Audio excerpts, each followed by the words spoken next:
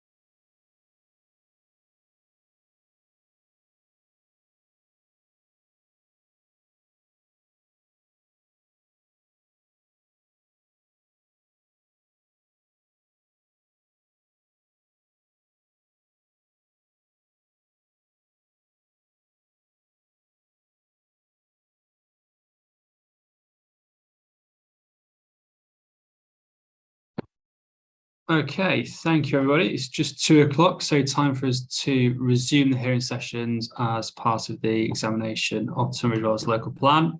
Hopefully everyone can see and hear me okay. I did just test the camera and microphone shortly before the meeting started. Okay, good.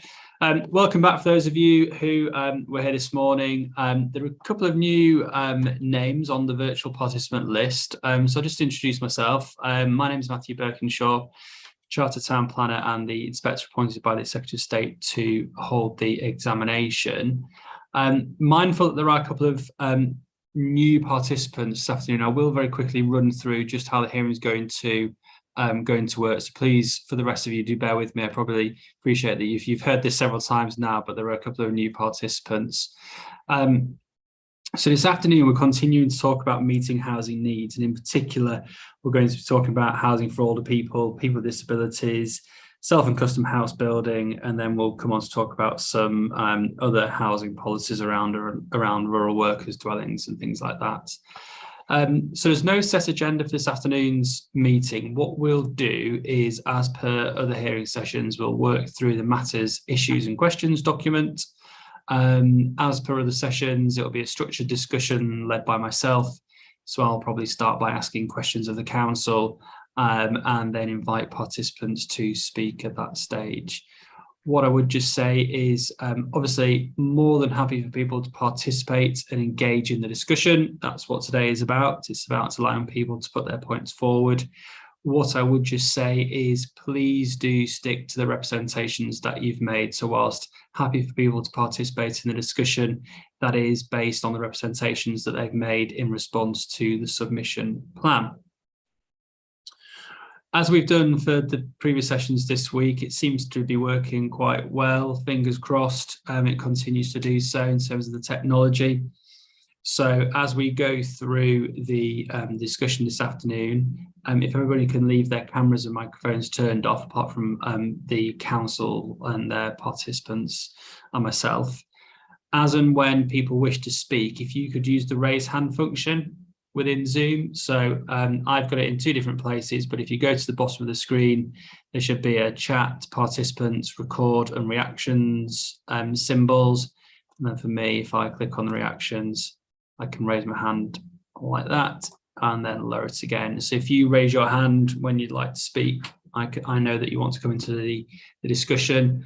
At that stage, if it's the first time that you've spoken, if you could just introduce yourself, let me know who you are, if you're acting on behalf of a particular client, landowner, or local community group perhaps, and then obviously turn your camera and microphone on when speaking. And then when you finish speaking, again, if you just lower your hand and just turn your camera and your microphone off, until the next time you speak. Charlotte, I think everyone's logged in, ready to go. Any questions, queries, or housekeeping matters? No, thank you, sir. I don't have anything, no. Nope. We've got everyone that we need. Okay, excellent. Well, we'll make a start then. So on the matters, issues and questions, the first issue is around housing for older people and people with disabilities. What I said I would probably do is we'll look at this topic, and then we'll probably look at the self-build and custom house building as well, because I know that that's some representations around that. We will take breaks this afternoon at appropriate points, and then what I'll probably do is I'll take the other matters after that, so replacement dwellings and rural workers dwellings, only because there's fewer representations and they are already more development management policies, so we'll deal with those later in the afternoon, and then obviously that allows people to leave at the various breaks if they need to do so. Okay, so just bear with 1 second whilst I bring the relevant documents up. So we'll start off, and we are looking at policy H6, which is housing for older people and people with disabilities. And the first question I asked within the matters, issues and question related to national planning policy, and that states that the size, type, tenure of housing need for different groups in the community should be assessed and reflected in planning policies, including housing for older people and people with disabilities. And obviously asked what is the need, how's the council considered it, and where it has set this out. Now, in response, the council has produced a hearing statement, which goes through different types of housing. But I think just at this stage, it'd be worthwhile. There was a note that the council has produced, which is further to their hearing statement, which is available on the examination website. It might be worthwhile, just as a starting point, if the council could just let me know in sort of summary, so what that additional addendum note is, why it's being produced, and what it says, please. I'm going to ask Mr. Ireland to respond. Okay, good afternoon. Can I just check you can hear me first of all? Perfect. Thank you. Yes, this note was prepared in a context that we identified a couple of corrections that needed to be made to the figures within the council's matters statement in respect of the extra care need, and it was. I put it together essentially on the basis of allowing people to follow the differences in those figures and how it arose. So that's the why. In terms of the what and what it says, there are a number of points. Point 1 is that the 245 figure for extra care based on the KCC Kent County Council forecasting model, when we've looked into it, appears to have been based on looking at needs to 2036, which was the time frame for the plan at the point the calculation was done, rather than to 2038. A second point, it's come to light recently that there was an error that KCC in the figures that KCC provided to the council in terms of the extra care needs. So then it's secondly. First is essentially adjusting the time frame. Point 2 is taking account of KCC's updated figures. So it reworks the KCC numbers on that basis. And then point 3 is there is an update to the supply position at the base data plan in 2020 to include an existing extra care scheme called Hale Court, which is 19 units.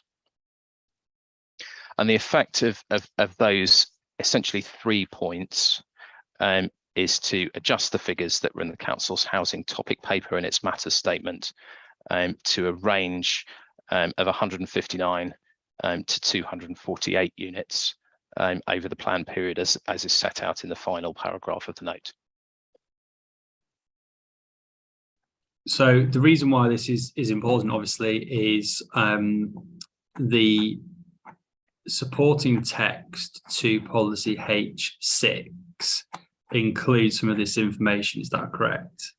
So the supporting text at I think it starts at paragraph 6.356 talks about the need, talks about the demand, and then obviously goes on to talk about future provision. So is this additional work that's being produced by the council directly relevant then to the sort of facts and figures within those paragraphs? Yes, I think so, in respect of the supporting text there. And what we've tried to do is set out a note that sort of works through the various steps so that people can follow, hopefully as straightforward in as straightforward as possible way why those, how and why those figures have changed. Okay, so just in terms of looking at the plan and concentrating on the plan, then, so the local plan says, and this is at paragraph 6.359, it says, based on 2018 ONS population projections of the increase in residents over 75 years of age, this would equate to some 431 extra care home dwellings in the borough by 2038. So just in terms of that very first sentence, we'll come on to the methodology used, etc. But just in terms of that first sentence, says that would equate to some 431 extra care home dwellings. So what should that figure be? Just bear with me, I'll try and find the text, just get the text in front of me.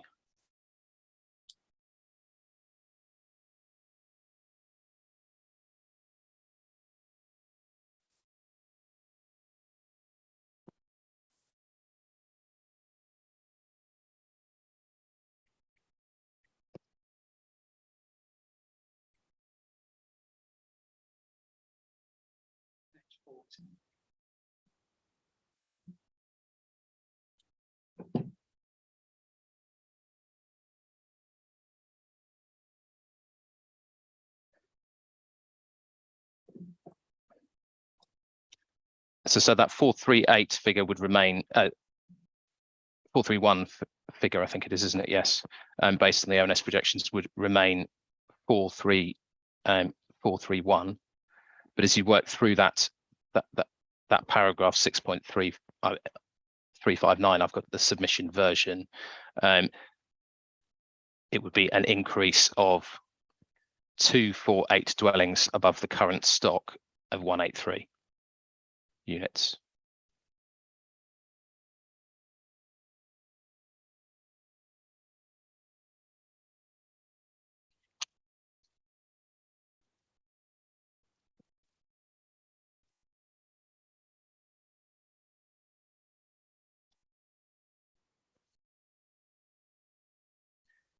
And so working through the next paragraph related to the KCC forecasting model, it would be indicates in the second line a potential demand up to 2031 of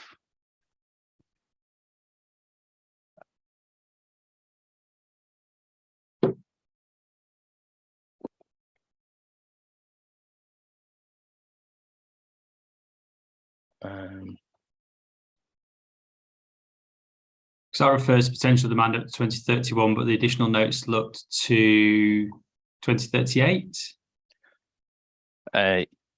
Yes, so we can come back and clarify that specific figure. I guess it's just not clear whether that figure is net of existing supply or not. I suspect it is, and therefore, if you just bear with me, 279. I think that figure should be 96 to 2031.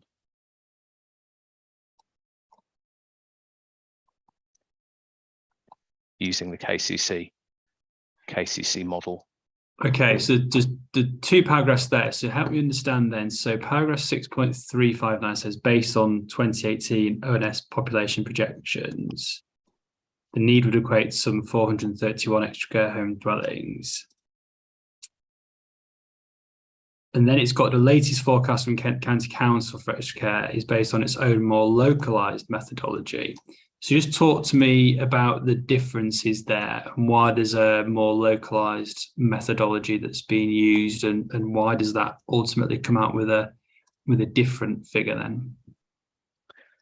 then? Yes, so it's simply that the models work in different ways. So the KCC model, as I understand it, takes the people in extra care housing in different age groups, or in extra care and other forms of specialist housing in different age groups. It then overlays population growth by age, and essentially grosses up the resultant need based on KCC's population forecasting. And then sort of almost the third step is redistributing some numbers within the modelling from residential care to other forms of housing, 6% to home care and 30% to extra care. So that's how that modelling works. Whereas the basis of the, if I can call it, the 25 per thousand calculation is probably easiest to explain. So let's find the right tape.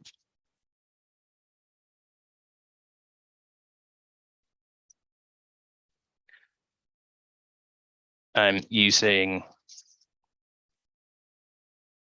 the final table within the note, that is essentially taking the population, using the population projections set out, the 2018 population projections, looking at the number of people aged over 75 in 2038, assuming that 25 in every 1,000 will live in an extra care housing scheme.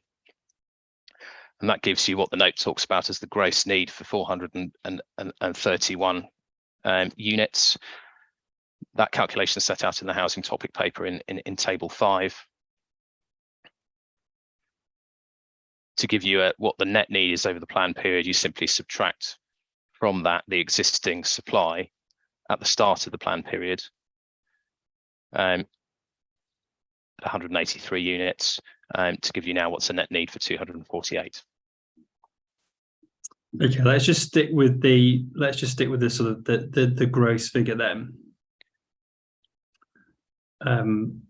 So in terms of the paragraph 6.3.59, so it's based on the 2018 ONS population projections.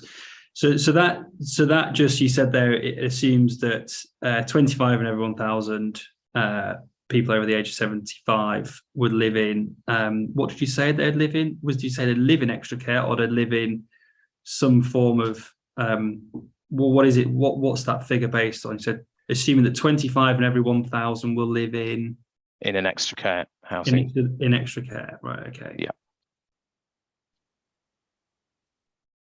And then what's that assumption based on? What's that figure?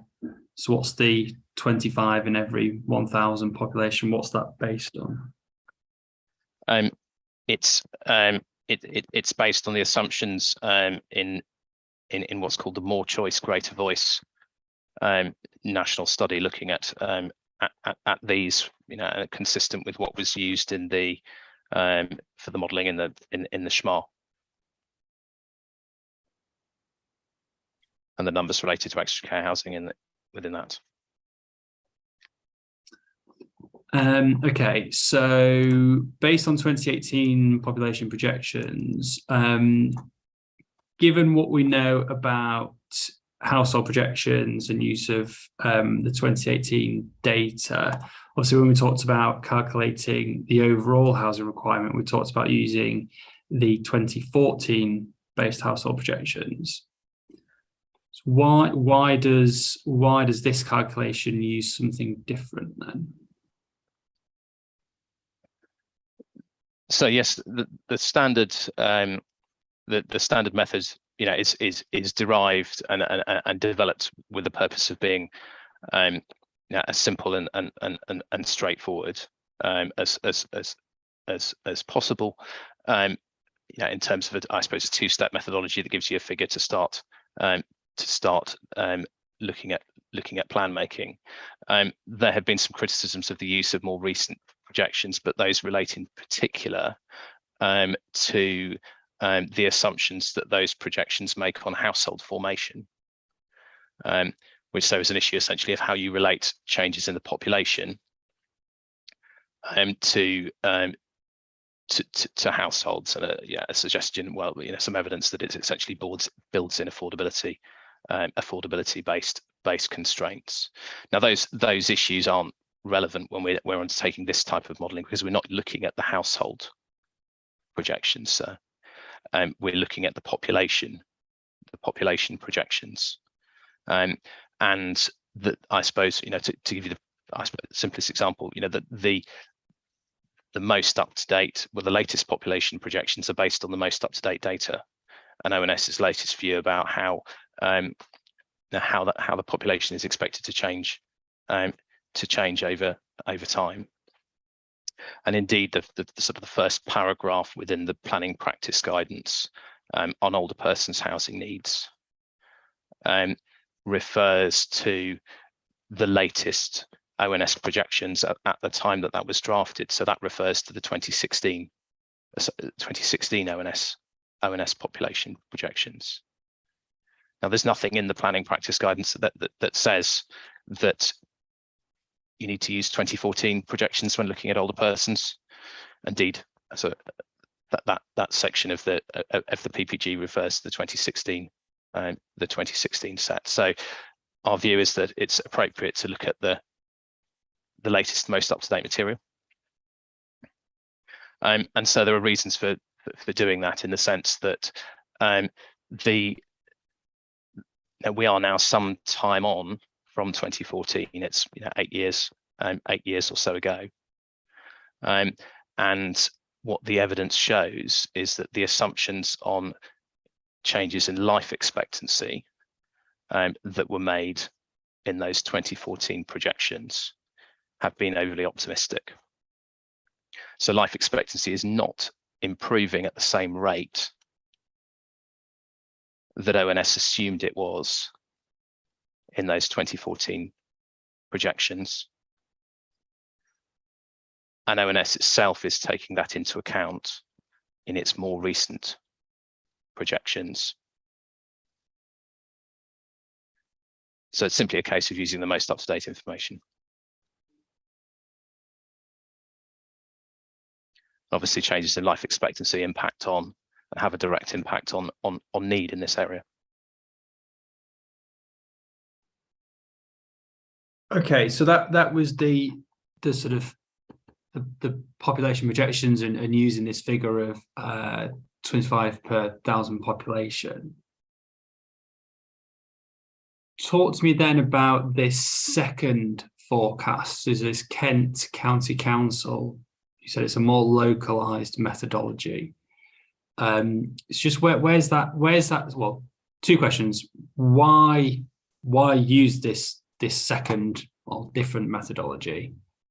And also, where's that set out then, and what does that show? And talk to me about some of the differences in the outputs. So looking at overall need over the plan period, what does that model, what are the outputs of that model, and how do they differ from just using the sort of ONS based projections?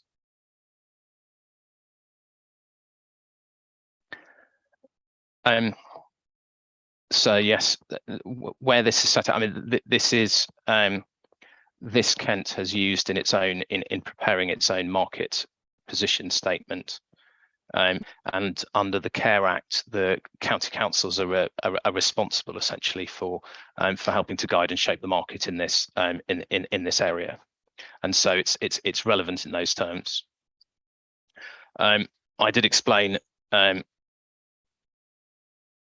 I did explain earlier, I suppose, the mechanics of how that works. One of essentially looking at people within extra care housing now, overlaying population growth to that, or extra care and other forms of specialist housing now, based on the data that Kent itself holds, overlaying population growth, and then essentially a redistribution aligning with Casey's strategy from of some people who might, based on trends or the current position, have moved into a care home, and distributing 30% of that to extra care housing. 30% of those numbers to extra care housing, and 6% to living to a home care livers, essentially people living at home. That's the mechanics of how the modelling works. Just talk to me. Just say that again. Sorry. You said that it was applying projections to people in care now. Is that right?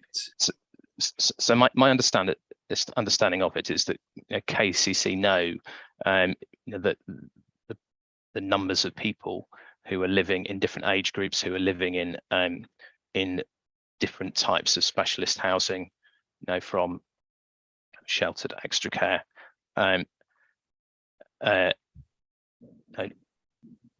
residential care and nursing homes.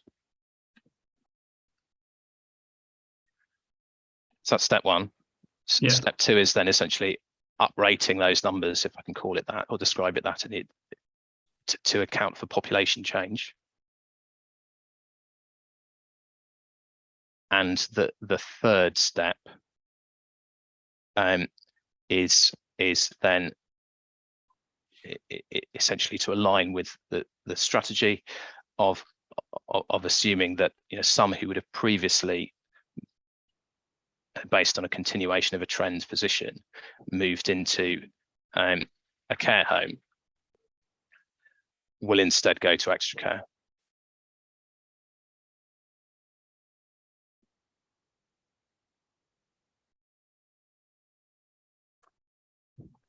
So is the basis of that calculation then? If that calculation is based on starting by looking at people in extra care and different types of care-based accommodation now, and then applying population growth to that, if existing provision is somehow limited or restricted, is that methodology not just perpetuating that smaller figure? See the point I'm trying to make? Is if rather than looking at the population as a whole, you're looking at a population of people in care, but if that in your area is limited or restricted by the availability of this type of accommodation, then you're already looking at a smaller sort of pool of people. So then when you apply population projections to that, is it not fair to say that that's not actually truly reflective of the actual headline overall need? So it's not taking into account people who might not be in care, that might have benefited or needed to be in care. Yes, there's a possibility of that. The situation with respect to Tunbridge Wells more specifically is that the existing provision of extra care housing in Tunbridge Wells, relative to the older population, the population over 75, is above the national average. So yes, I think you do need to probably be mindful of that issue, but it's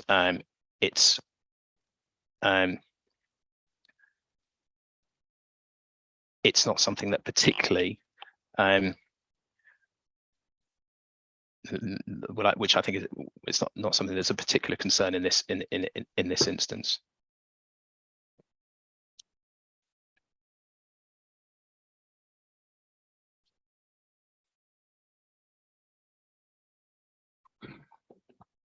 Okay. let's say some views just on what we've heard so far, then, just in terms of sort of real sort of headline strategic level, trying to understand what these needs are. Anybody, any comments, observations at this stage? Mr. Jones.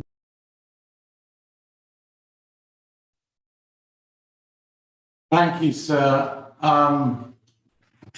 Thank you, sir. If I can got some headline points. There are three broad points. Taken a note of what Mr. Ireland has said, and I'm afraid none of the explanations are logically or rationally cogent.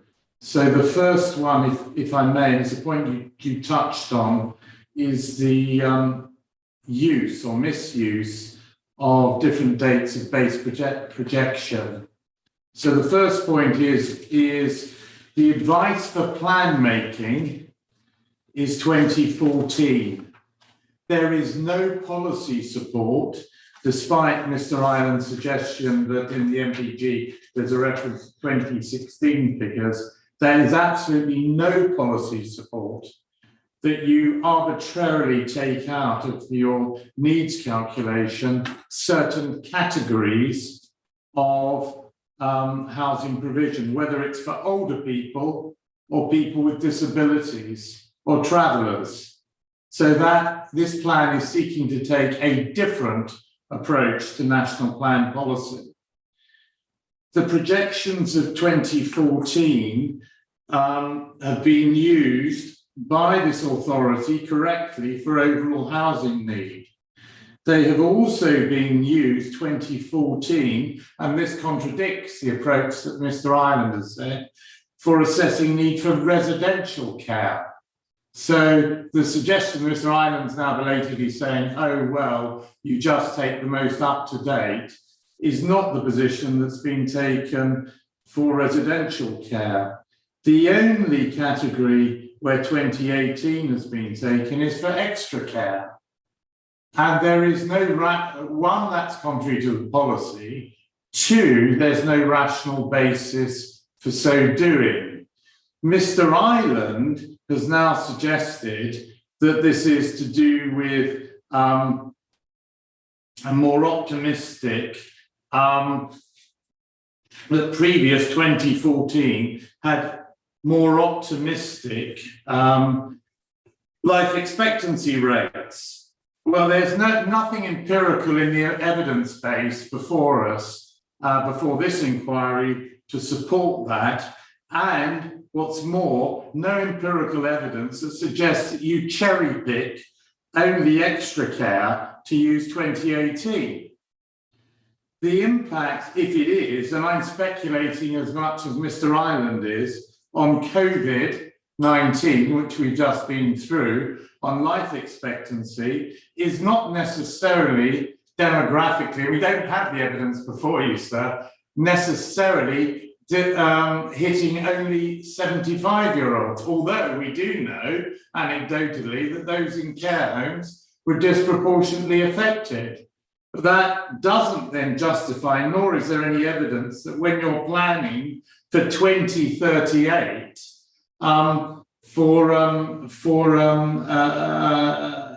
extra care, that you should use 2018 figures.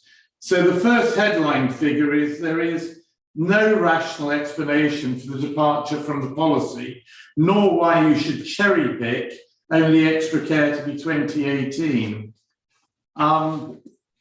The next point that I'm going to touch on, and it may be something that we can, Miss Miles will speak about as well, but is also the approach that's been used for whether there's been a proper assessment of elderly need. And you'll see from our evidence that our position is that there has not been a proper assessment, not an assessment of the need for this area. If you, just for your notes, 7.5, the council has used the shock prevalence rate. Now, the guidance on that by Lynn is if you're going to use it, you employ them to do a bespoke analysis. unless I'm wrong, that has not happened in this case. They've simply adopted a prevalence rate, I think it's 2.5, a low prevalence rate, which is not part of a Lynn bespoke analysis. It's just plucking out of, I think, what's freely available on the internet, and is not what Lynn recommend that you do with their toolkit. And you'll have seen your colleagues, sir, and this is, I just give you your note, it's 7.5 of our representations and 7.6. Your colleagues, and we've highlighted at 7.5, the inspector in the South Oxfordshire decision made it very clear that the use of the Lynn shop tool is not a measure of need. And that is the finding of your colleague. It's also supported by your other colleague at South Oxfordshire. What we do know, sir, is that you cannot take the view, well, 2.5, it's probably not going to be any much different from that, because we know, although you'd have to carry out bespoke needs assessment, we know that for your colleagues found elsewhere at Oxfordshire and South Oxfordshire, 4 and 4.5. So we know that this needs to be properly done. Turning then to what's just been said about KCC, you're absolutely right, sir. KCC just projects onwards what the current occupation is. It isn't a measure of need. And there is no answer at all by Mr. Ireland. Logical argument, he accepts that, but then says, oh, well, in Tunbridge Wells, there's higher than the national average of provision of accommodation. I don't know whether it's extra care or for elderly. That's absolutely irrelevant. The fact that there's more than average provision nationally is largely meaningless in answering your point, sir, that the KCC is not an adequate measure of what the future need is. It's simply saying there's more than average. If anything, it indicates that there's likely to be a greater need because of the characteristics and age profile of Tunbridge Wells, for which Tunbridge Wells, I'm afraid, is quite famous. That is on the projection. So we say again that that is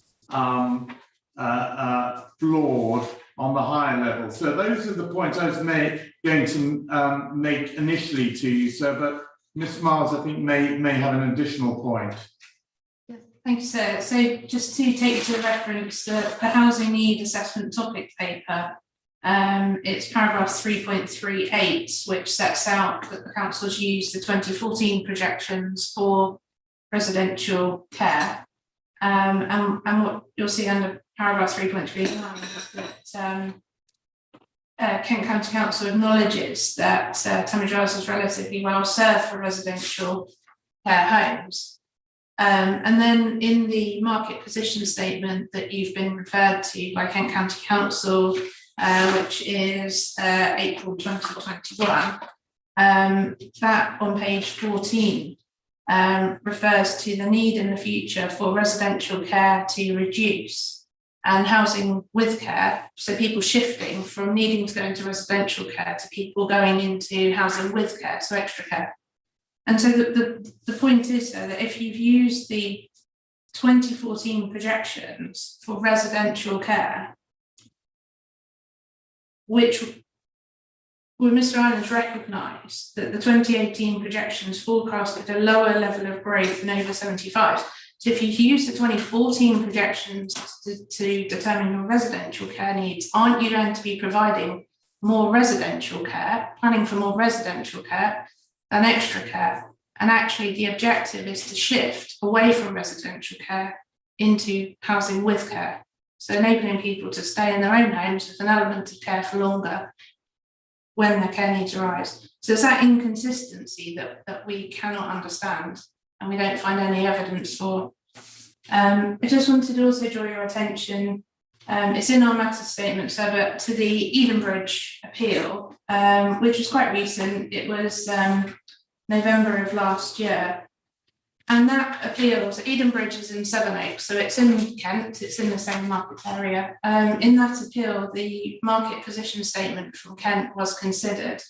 And in that case, the inspector recognised that there was no information as to how the figures have been calculated to inform both the existing and pipeline supply position within the market position statement.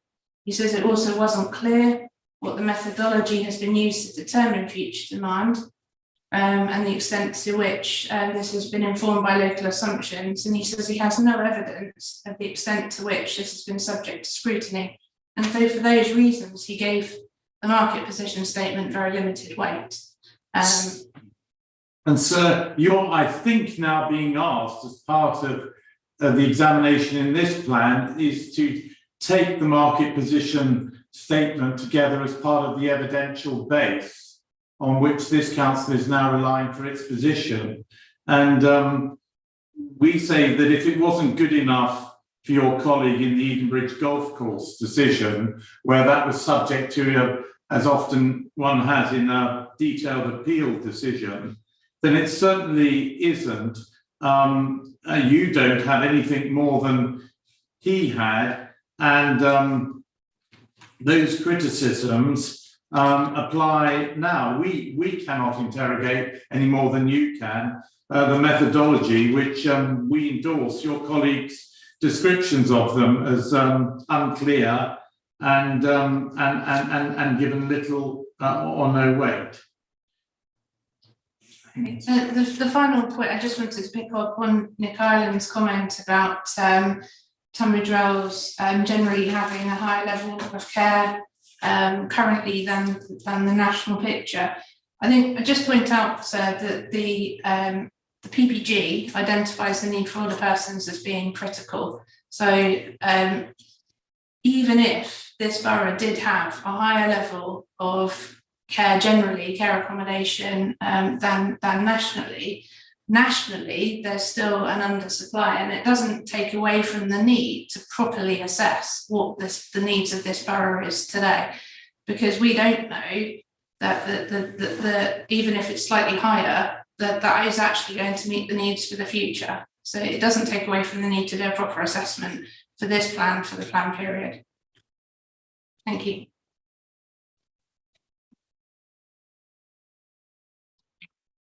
In terms of the different methodology then for considering need, in terms of applying this, so council in the sort of first instance, based on the 2018 population projections, applied this sort of 25 per 1,000 population over 75 years old. So, question for sort of Ms. Miles, really, do you think that the need, or an indicative requirement, let's call it, can be established by using this form of population projection? Or are you saying absolutely not, you can't establish the needs for your local plan based on just a sort of mathematical population projection and taking percentages, or is it actually that it's the 25 and the 1,000 that's wrong, and actually you could do it by using a tool such as this? It's just that the inputs are wrong and the numbers need to be different. Yeah, so what we say is you need to take a consistent approach in line with paragraph 62 of the framework, which requires the needs of different groups of people to be assessed. Don't use different populations to assess the different groups. So that's the starting point. So if you choose the 2018, use the 2018 across the board for all the different groups. So that's the starting point. The second thing I say is the shop app tool, the 25 per 1,000, Housing Lynn withdrew that in 2019. That figure comes from 2008 More Choice, Greater Voice. What Housing Lynn say is that you should commission us to do a demographic assessment, or commission somebody to do a demographic-based assessment to determine what the prevalence rate should be. And that's typically what's done on these type of planning applications when they're at application level and at appeal. And so it might be that if there was a demographic assessment, it comes out as 25 per 1,000, but I very much doubt that, because our own evidence has suggested it should be much higher, and that's referred to in our matter statement. And indeed, ICNE have argued that it should be 45 per 1,000 in appeals, including in a local housing needs study done very recently for another council. So what we're saying, sir, is there hasn't been an actual assessment, demographic-led assessment in this case. All that's been done is a prevalence rate of 25 per 1,000 times by the 2018 projections to produce the figure. And that's not an assessment of need. And then presumably your position is as I described, that the KCC figure isn't a demographic-led assessment either, because that has the same flaws. That's just, again, it's just a sort of multiplying forward an existing amount of population, but this time just derived from people already in care in an existing area. Is that right? Is that a sort of... That's right, yeah. And that was the conclusion of the inspector in Edenbridge, and why he attached limited weight to it, and more weight then to the bespoke need assessment that was carried out by the appellant for that appeal, in the absence, in that case, of other information. Okay, we'll just go back to Mr. Ireland or another colleague from the council who may just want to come back and just on these methodological points that we've started to unpick.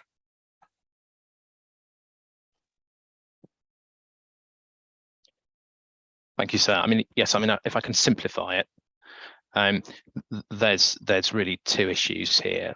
You know, the majority, you know, and while Housing Lynn might say commission us, the reality is there are a number of companies and organisations that undertake needs assessments in this area. All of them essentially use the same approach, the same methodological approach in the main. That is, and that's a function of the population projection, applying a prevalence rate to that, and then taking off a position in terms of supply. So the mechanics of it is fairly straightforward, whichever model, to be honest, or whoever's doing the assessment. But then I think if we just break those issues down, firstly in terms of the base projections, the MPPF says that evidence should be based on up to date projections.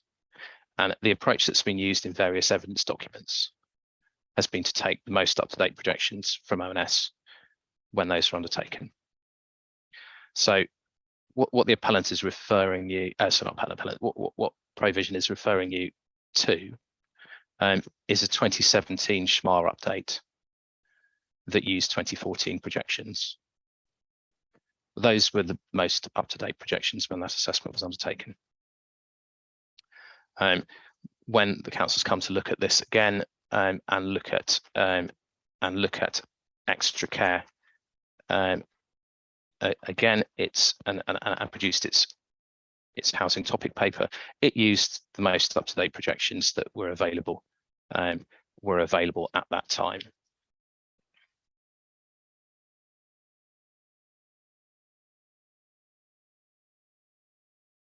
And the MPPF requires the use of up-to-date evidence, and so we think, that for the purposes of what we're talking about here, which is extra care need, the use of the 2018 projections is appropriate for that reason, and for the reason that if you look very specifically at the 2014 projections, 2014 projections, we've got 6 years of data from ONS and what's happened since.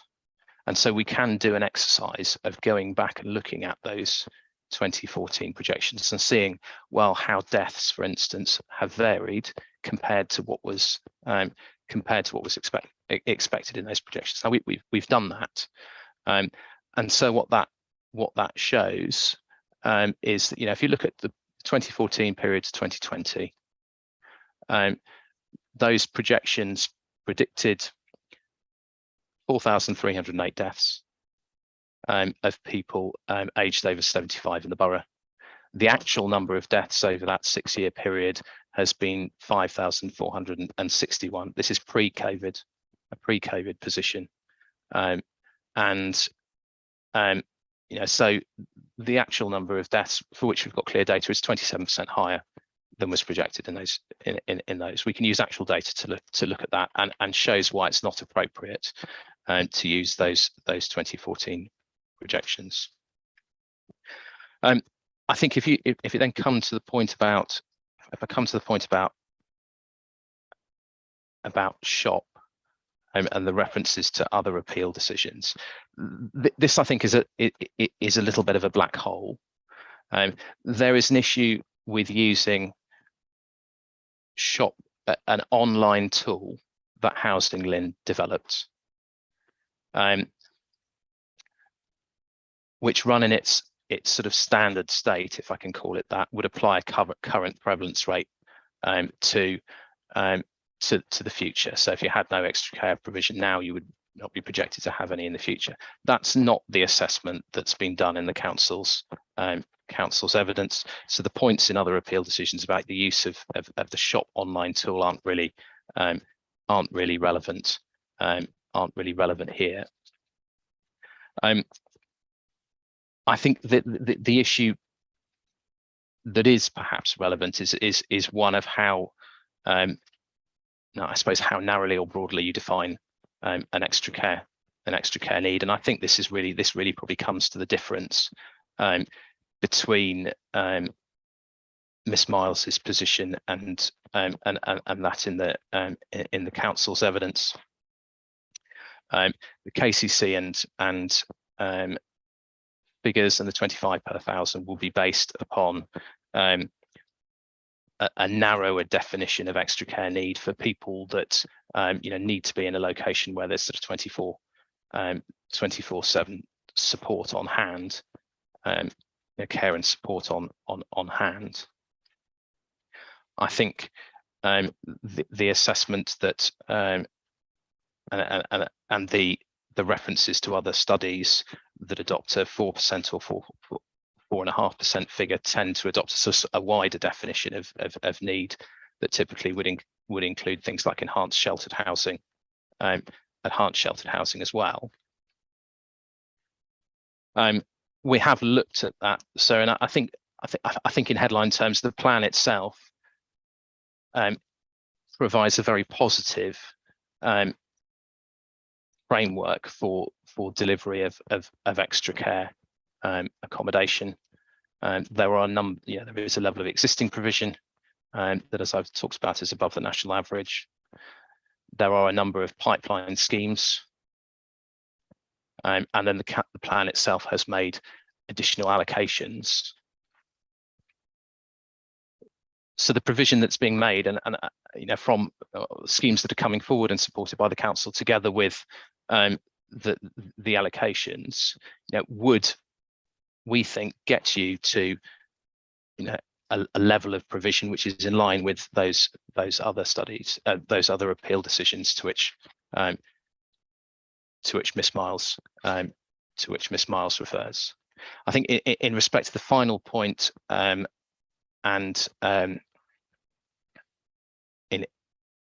the KCC model, I mean, I have explained how the KCC model was undertaken, and that is based on discussions I have had with Kent County Council. I can't talk to the relevant person who is involved in another appeal decision in another authority, and how they've looked at those issues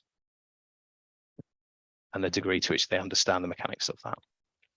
So what are the sort of headline differences in outputs? Then obviously there's a lot of sort of data here, and it's useful to understand through the hearing, but there's obviously a lot of information provided through the hearing statements and various representations as well, which I'll have to sort of go away and carefully consider. But in terms of the headline differences there, so I was just looking again back through the hearing statement for provision, because I think it's in there, but I can't find the numbers now. So if you were to use 2014 based household projections, you said, okay, we'll work on the basis that we're going to, for plan making purposes, stick with the 2014, and you used a different rate of projection, so you didn't use this 25 in 100 in 1000, sorry, but you used a higher rate. With that, reference was made to sort of 40, 45. What would be the difference? What's the sort of, just give me an idea as to the understanding of the scale of difference that these different ways in which you could calculate needs. What would the output be? What's the sort of scale of difference between the council's position and that of representatives? Okay. So I think, I think the main issue here is probably about whether you use a 25 per thousand or a higher figure, and I suppose to give you a view about scale, at 25 per thousand, the net need is of 248 units as per the note that we. Sorry, let's just stick with gross. Let's just stick with. Okay. Let's not start looking at commitments or anything like that. Let's just stick with gross. I suppose to be clear, we're not looking at commitments here. We're looking at the existing supply at the start of the plan period. Okay, yeah. But let's just just make sure that we're all using the same. Okay, so using the same thing. So I think 431 is not it's 431. Take minus on 25 per thousand. It's 431 minus the supply in 2020 of 183, which gives you a plan period need of 248.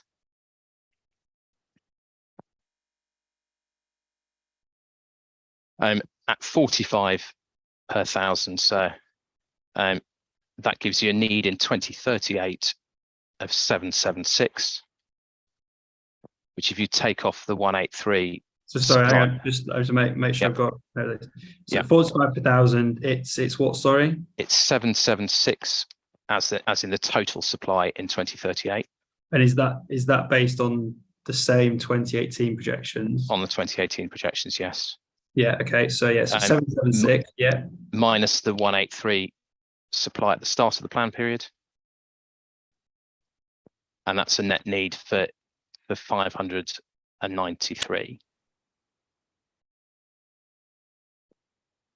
But so as I can explain, I think the type of the sort of the potential scale of provision that the plan is making for in terms of the supply position, we think is more than meeting that 593 figure.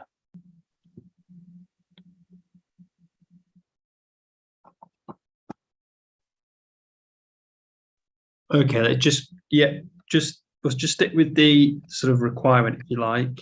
We'll go to Mr. Jones. I know that his hand pops up there, so sort of bring him in at this stage.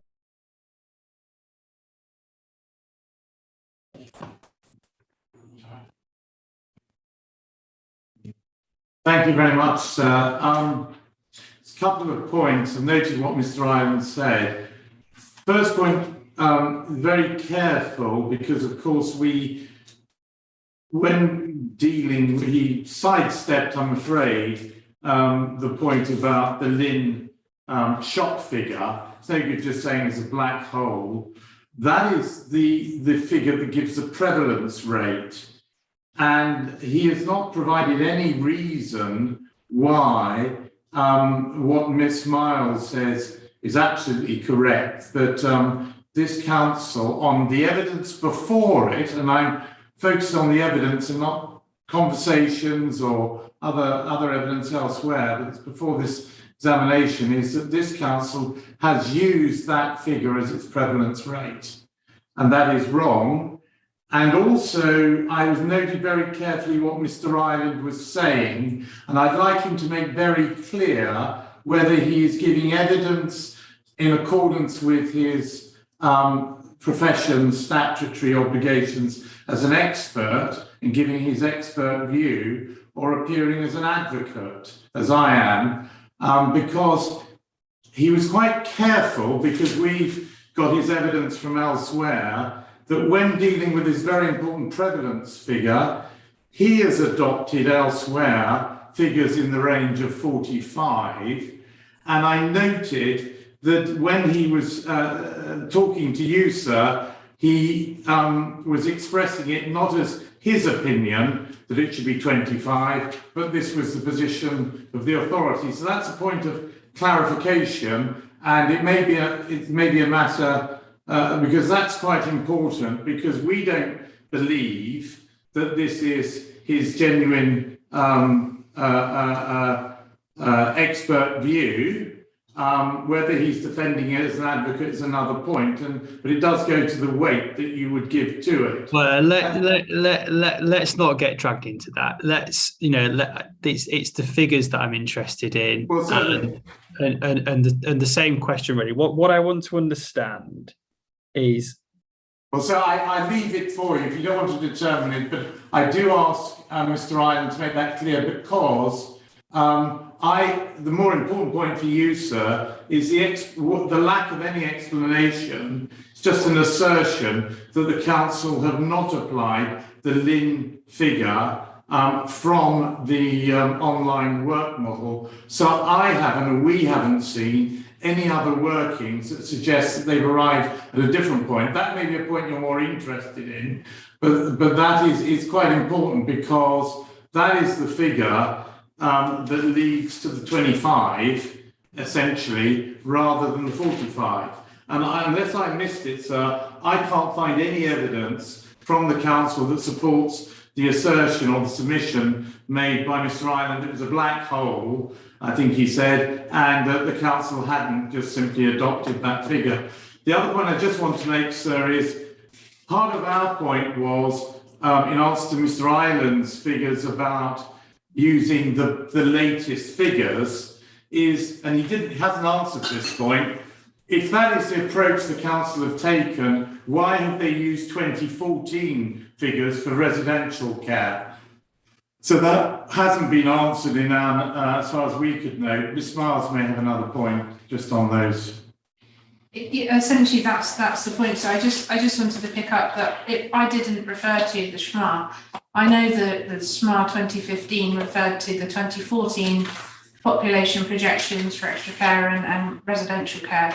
That's because it was produced in 2015 before the 2018 projections, of course, were available.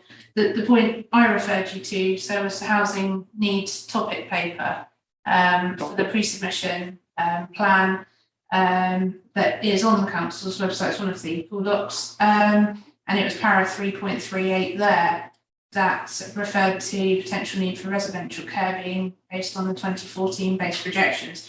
So I think it's a simple question. Why has the council used 2014 projections for residential care and 2018 projections for extra care? That's the simple question. I don't think we've had an answer. Okay, well, I'll let the council answer that if they wish to. But just in terms of the same question then, so just trying to understand the outputs and differences then. So we've got figures for 25 per thousand and 45 per thousand, which has just been given, and that was based on the 2018 projections. So question for Ms. Miles, have you then done the same figures based on 2014?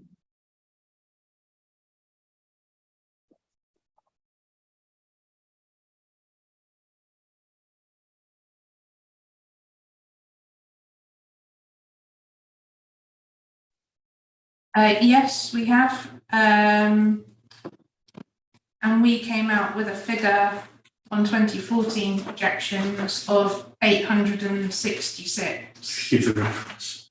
and that is in para 7.22. So just talk me through, I was making a note of that, but just talk me through what's that based on then? So that's 2014. Yeah, so that's 2014 base projections. That's at 4.5%. Yeah. So 45 per 1,000 population. So that is 866 is the total need, cross market and affordable. So what we would say is that after you take away the existing committed supply, that would leave 577 extra care units to be delivered as market.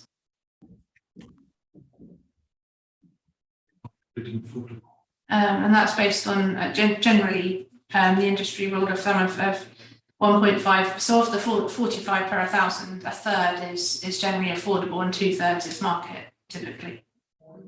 So so just to make sure that we're comparing apples with apples, then just in terms of before you start discounting anything, just the pure mathematics of the 2014 base projections at the 4.5% was 866.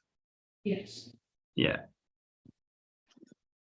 So if I could just be clear, that's the gross figure, and then you obviously need to subtract the 2020 position, which gives you the figure for the plan period of 683. Yeah, well, just sticking with the gross for now. I'm going to come on to that in a moment. But I want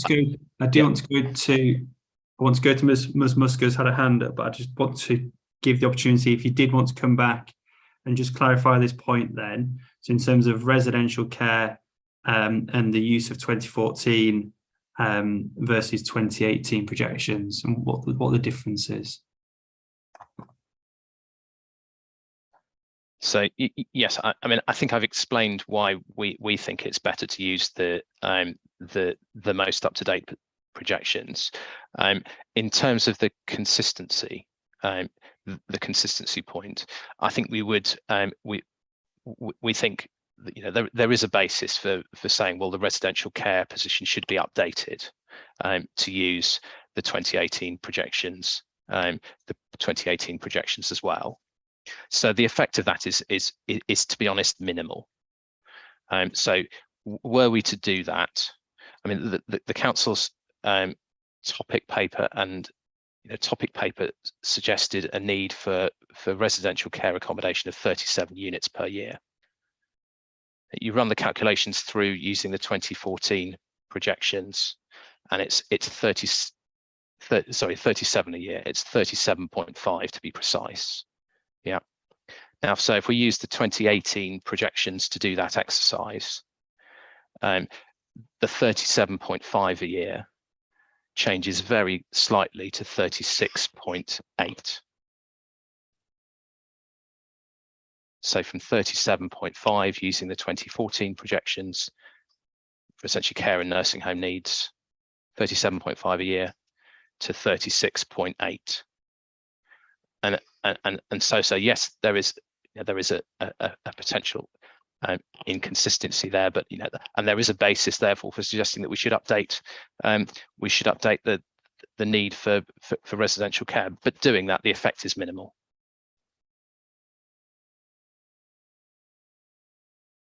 Okay, thank you. We'll go to Ms. Musker, who I know has been waiting patiently to come in. So we'll go to the Tunbridge Wells Access Group next, then, please. Hello, sorry. Yes, I'm Anne Musker. I'm a wheelchair user and a solicitor specialising in special educational needs disability, and chair of Tunbridge Wells and Area Access Group. I wanted to check the basis for the projection that's been discussed by Nick Ireland. Seems to be KCC's knowledge of where people are that have care needs. Our experience, because we take on some casework as well as watching the various sort of Facebook groups and keeping in touch with the support groups, is that the word battle comes up a great deal. First of all, there seems to be an assumption that age and extra care needs automatically go hand in hand. And the evidence is that more than 50% of people in receipt of adult social care are working age. And for anybody trying to access social care from Kent, they generally encounter either a lot of paperwork or alternatively a telephone answer no. So taking, for example, one of my cases, we have a man who works, but his care needs are so great that his girlfriend has to come over to get him clean, and he has to go to his parents' house because he does not have an accessible bathroom. I had to go and fight his appeal because the wonderful PIP system refused him PIP.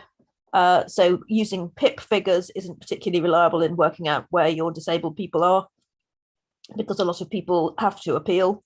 A lot of appeals are then won.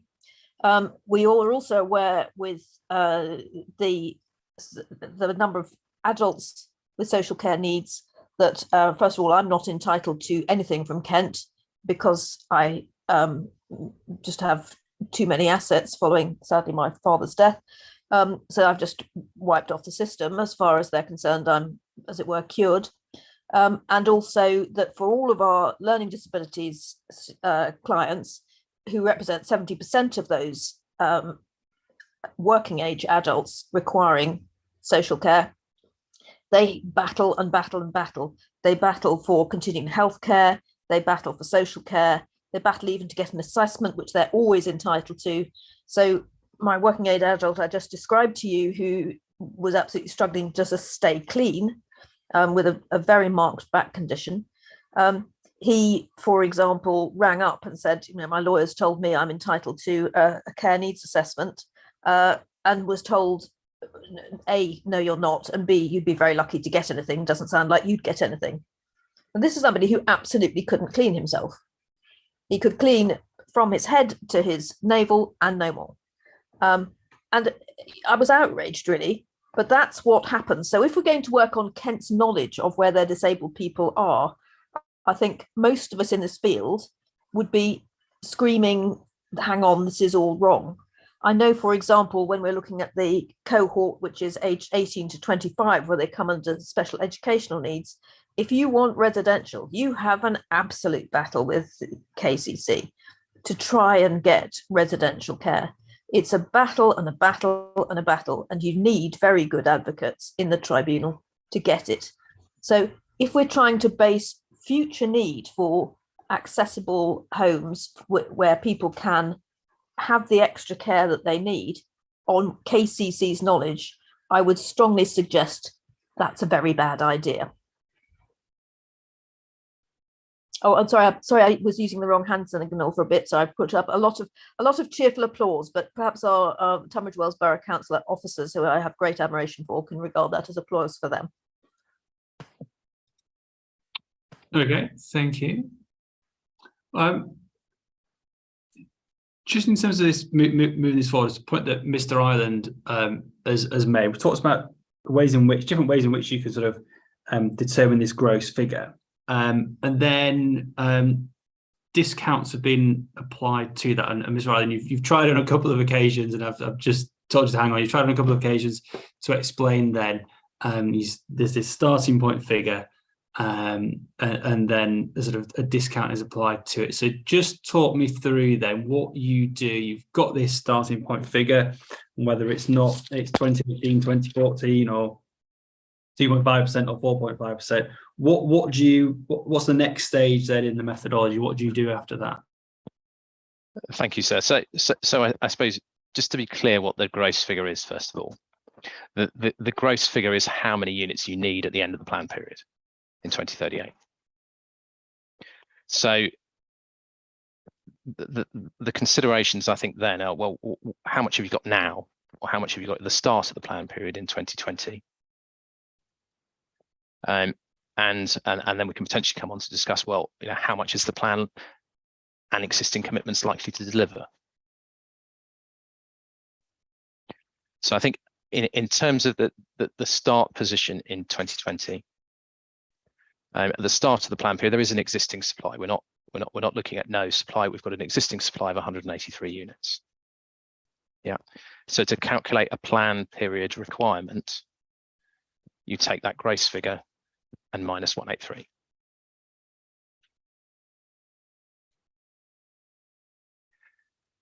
Would you like me to go on to talk about the supply provision and what the plan includes? Yeah. So what's that 183? What does it include? What's it based? What was it? Okay.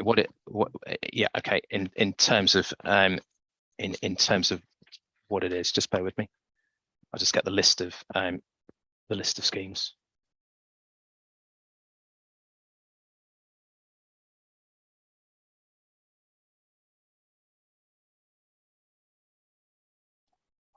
Just whilst you're doing that, just so I've got the same list, what is the best place to look at this then?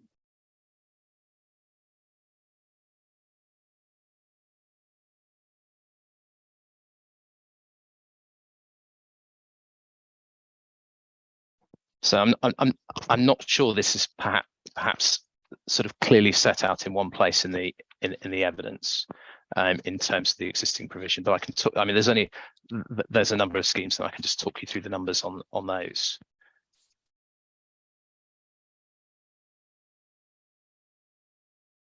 Just asking a question. So I can point you to where the list is because it's in our matter statement, if that would help. Okay. Yeah. Thank you.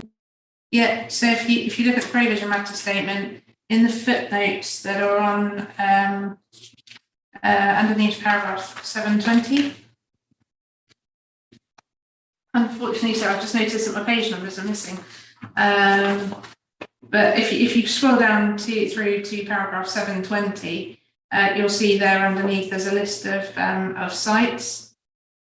So it's at footnote 28, the market units, 67 units, Audley Willicombe. Have you got that reference? Yep. Yeah, okay. Okay. Thanks.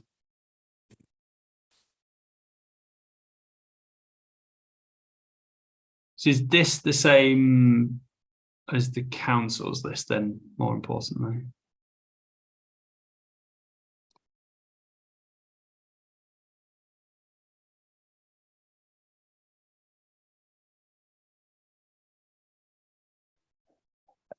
Yes, so with the exception that the council hasn't included Millwood Court from that list, but the other schemes are as set out there: 67 units at Audley Willicombe Park, 49 at the Dairy, 19 overall at Hale Court, and 48 at Bowles Lodge.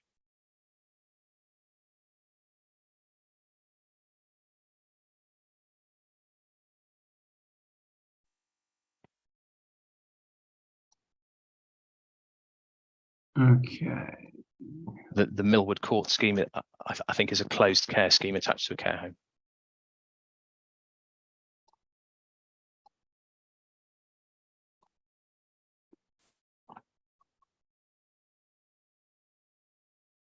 Okay, so once the council had got to a figure, then mindful that obviously there's still disagreement around the virtual table as to what that figure may be. How did it then seek to meet those needs? So did it seek to allocate sites up to that figure? Did it just look at allocating sites, sort of with a sort of blind requirement to the overall need figure, just looking at sites on their own merits? How did it actually then try to seek to meet that need?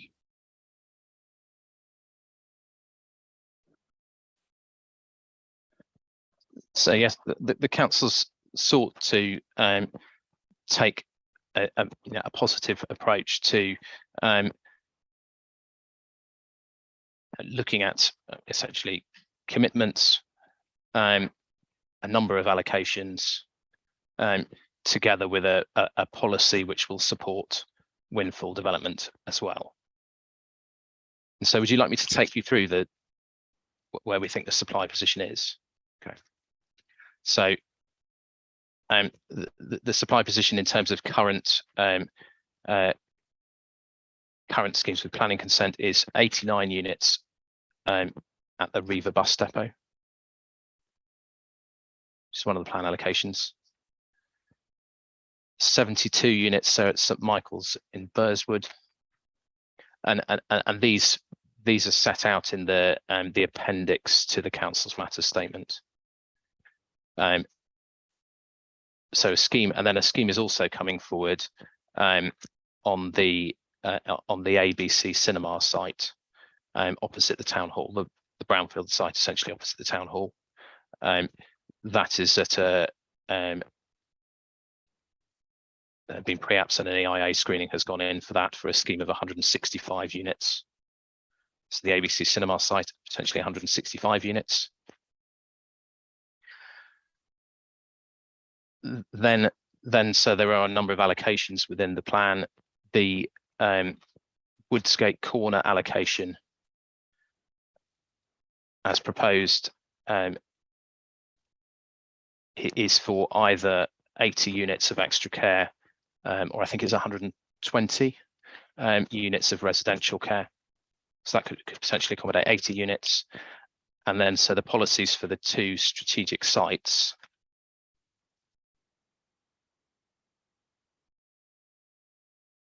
include provision for at least 1 sheltered and 1 extra care. So at least 1 extra care unit in each of the 1 extra care scheme within each of those 2 strategic sites.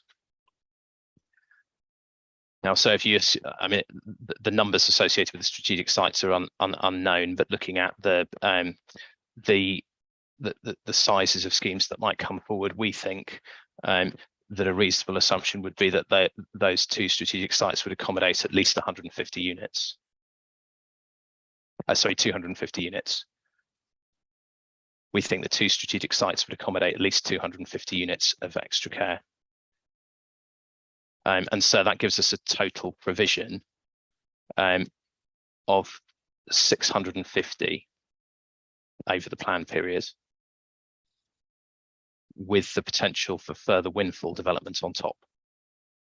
And there is a history of schemes coming forward in this area through windfalls. There have been 116 units delivered on windfall schemes, windfall sites since 2016. So 650, at least 650, we think, through what's coming forward together with the plan allocations, with the potential for windfalls on top. So we think in terms of we think, and our view is that the plan is positively planning for this form of development.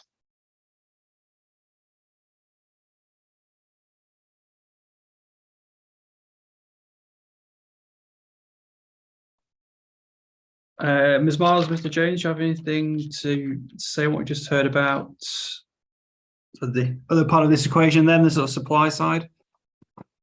Yes, we do. We are going to stray a little bit over into what will come in terms of the residential site allocations and the deliverability. So not all of this is in this matter statement, obviously it's in other matter statements. But just going through the list you've been referred to, so the Arriva site, we have agreed, I think you're aware we've got a current appeal, so we have agreed in connection with that appeal that is a deliverable extra care site, but I did mention this morning it's been approved as C3 and there isn't actually any element of care package that's been required by the council through 106, but it is being marketed as C3, so we have accepted that. You were then also referred to the cinema site. So that we cover in our matter 11 statement. So we'll come on to that in a couple of weeks, sir. There's a number of reasons we have concerns whether that site is actually even deliverable and developable. And that is because of a weak railway tunnel that runs underneath the site. And I won't go, unless you want me to, I won't go into any more detail now because I think we'll cover it in the future. But so that site, again, that's got permission currently for 105 dwellings. It's part of a mixed use allocation under the council's town centre policies. It's not allocated for extra care.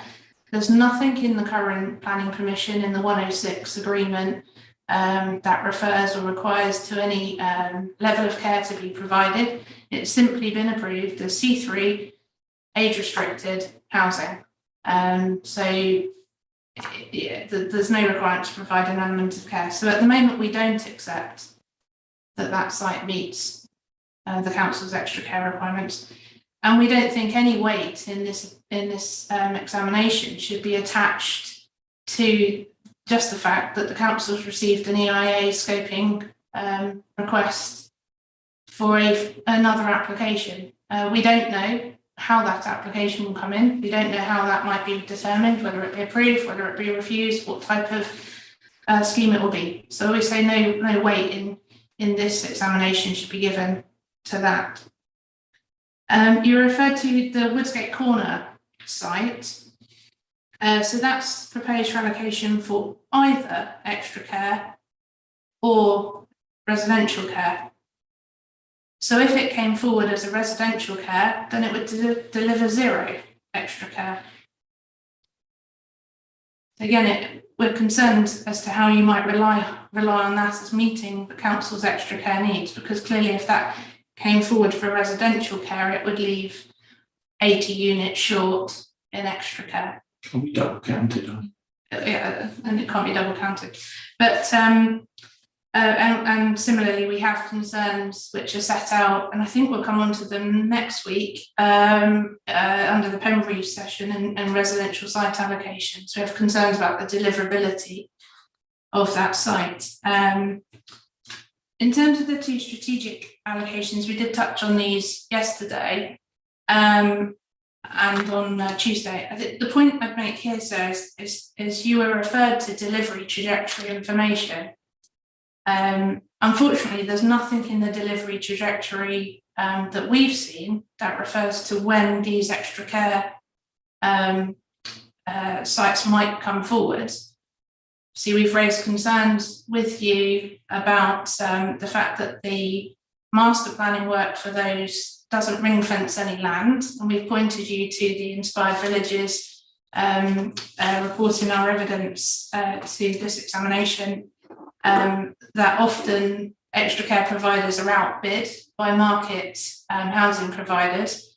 So we've referred you to that.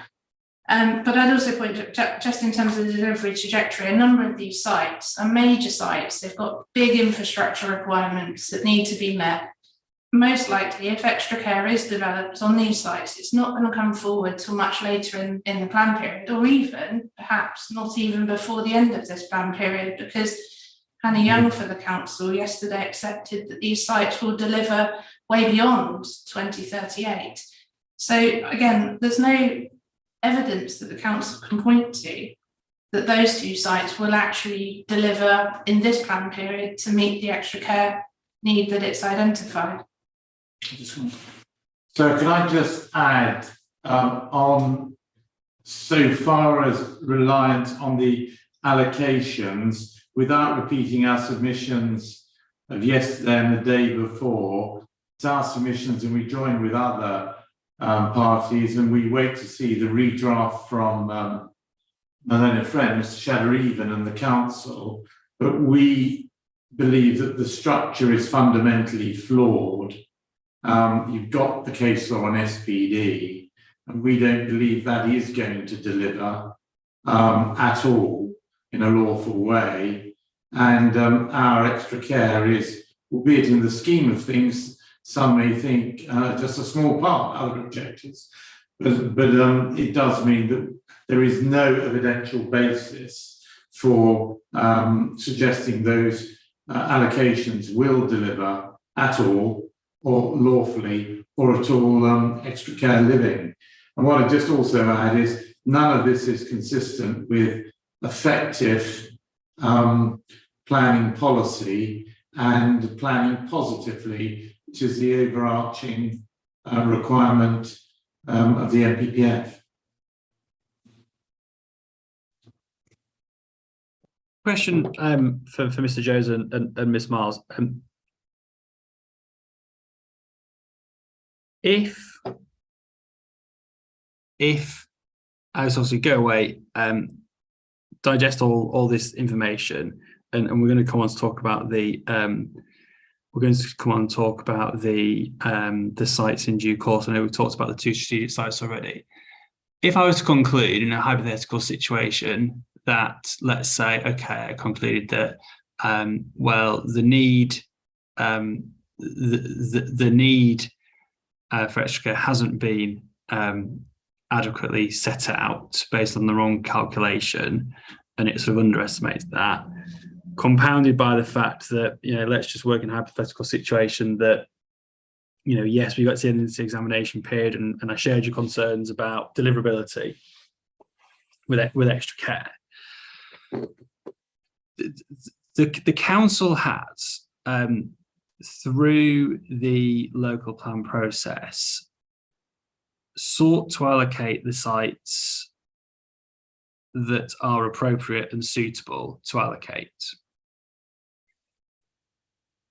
So in terms of the outcome of that process, if I was to conclude in that way, say, yeah, your need for extra care is more than you've envisaged, and actually you've sort of over-egged your supply, these sites aren't going to come forward, then what's the remedy? Because if the council has looked at all of its available sites and sought to allocate those to meet needs, be it housing needs, but also extra care needs, where would that leave the plan? What would be the remedy if the council said, well, we've allocated everything that we need to do, we're not going to allocate sites that are unsuitable? What would be the remedy for the plan? If I go first and then Ms. Miles, the first point is plainly the council has to accept your ruling or withdraw the plan. So if you say the council hasn't identified sufficient need for extra care, the council's response cannot be, we've already allocated enough for the need that we identified, because what you will be telling them in terms, I know it's hypothetical, sir, you will have found that in respect of extra care, they have insufficiently assessed what the need is. And of course, when you're then carrying out the exercise, without going back over the methodology, particularly the assessment of whether you release land from the green belt and what have you, that is against a background of a range of factors and of need. The reason the council, for example, is seeking to make the allocations it is, one of which is in significant high level, they've assessed high level harm to green belt, is because of their assessed quantum of need for housing. So what would have to be, what a remedy would have to be, if you believe the plan can be saved. So first thing is, my primary submission is the plan, for all sorts of reasons, won't repeat, is fundamentally unsound, and I'm afraid it should go the way of Tunbridge and Malling and Sevenoaks. But if not, you will have to ask them, and this is done in other examinations being involved in, is to bring forward and assess other sites to meet that need, because for the reason Mrs. Miles has said and the evidence we have from Inspire Village and others, you can't just allocate for housing and expect extra care to compete. So I think the position would be a modifications where you would call they would have to, there'd be a pause, and you would have to look for other sites.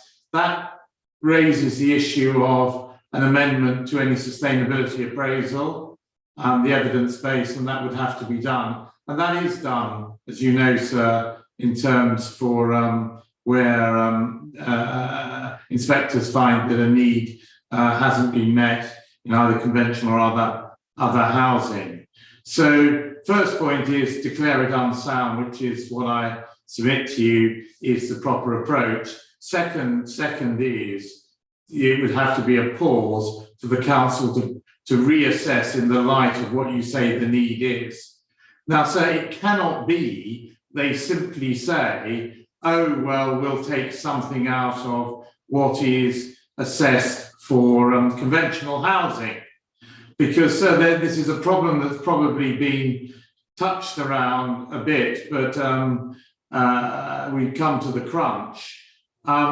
You can't, on the one hand, double count and say an allocation is meeting conventional housing. On the other hand, say, oh, well, we can take a chunk of it out for extra care, not least where you are taking different projection dates for your two different figures. But in any event, you can't double count.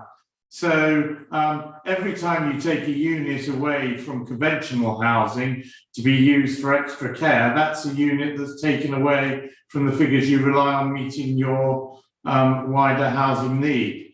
So that is why the second option, if you could do it, has to require an appraisal of appropriate sites for extra care. But as I say, my primary submission, as you know, is that the plan is unsound.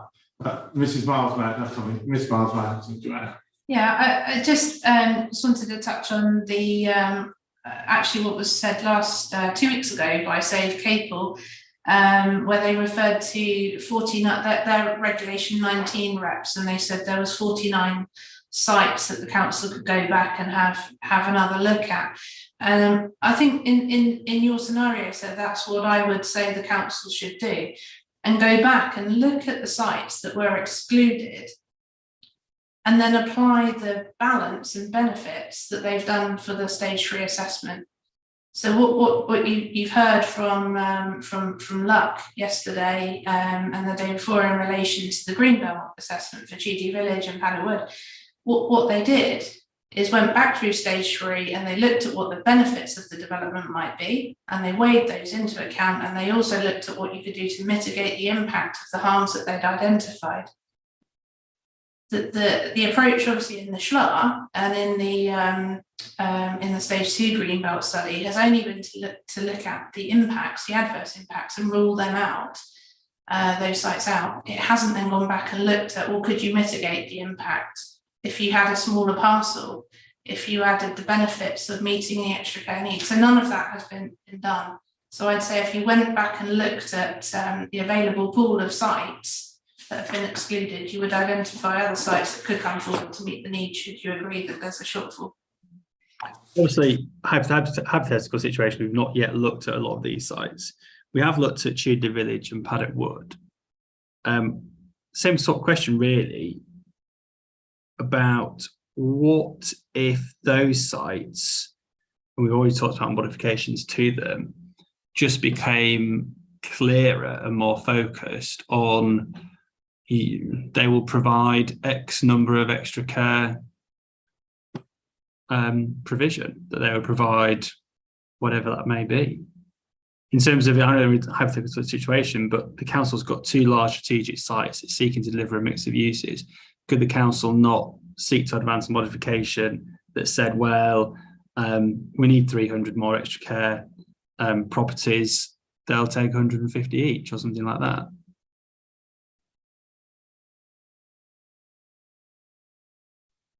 Oh, sorry. Thank you, sir. Well, we're dealing on hypotheticals, so it's on the basis that you reject all of our other submissions coming down, and then you come to the view that the plan is all right in terms of its approach to Greenbelt methodology and everything else, but for the failure of the allocations to be sufficiently precise. Then you come down to what we wait to see what the proposed solution is. But what I see, and we mentioned yesterday and the day before, the problem with the allocations is, and as much as you try and help the local authority, you'll notice that they kept coming back with the mantra of flexibility. And the problem with that is, they haven't actually really got a plan for how it's going to be phased and how these allocations are going to come forward to. And in fact, that's deliberate, either because of their conversations, obviously, with those that are they're going to assist in bringing it forward, or their own desire. And what that means is that at the moment it was all going to be left, I'm afraid, to Manana with SPD. Now, you have my submissions as to why SPD would be unlawful.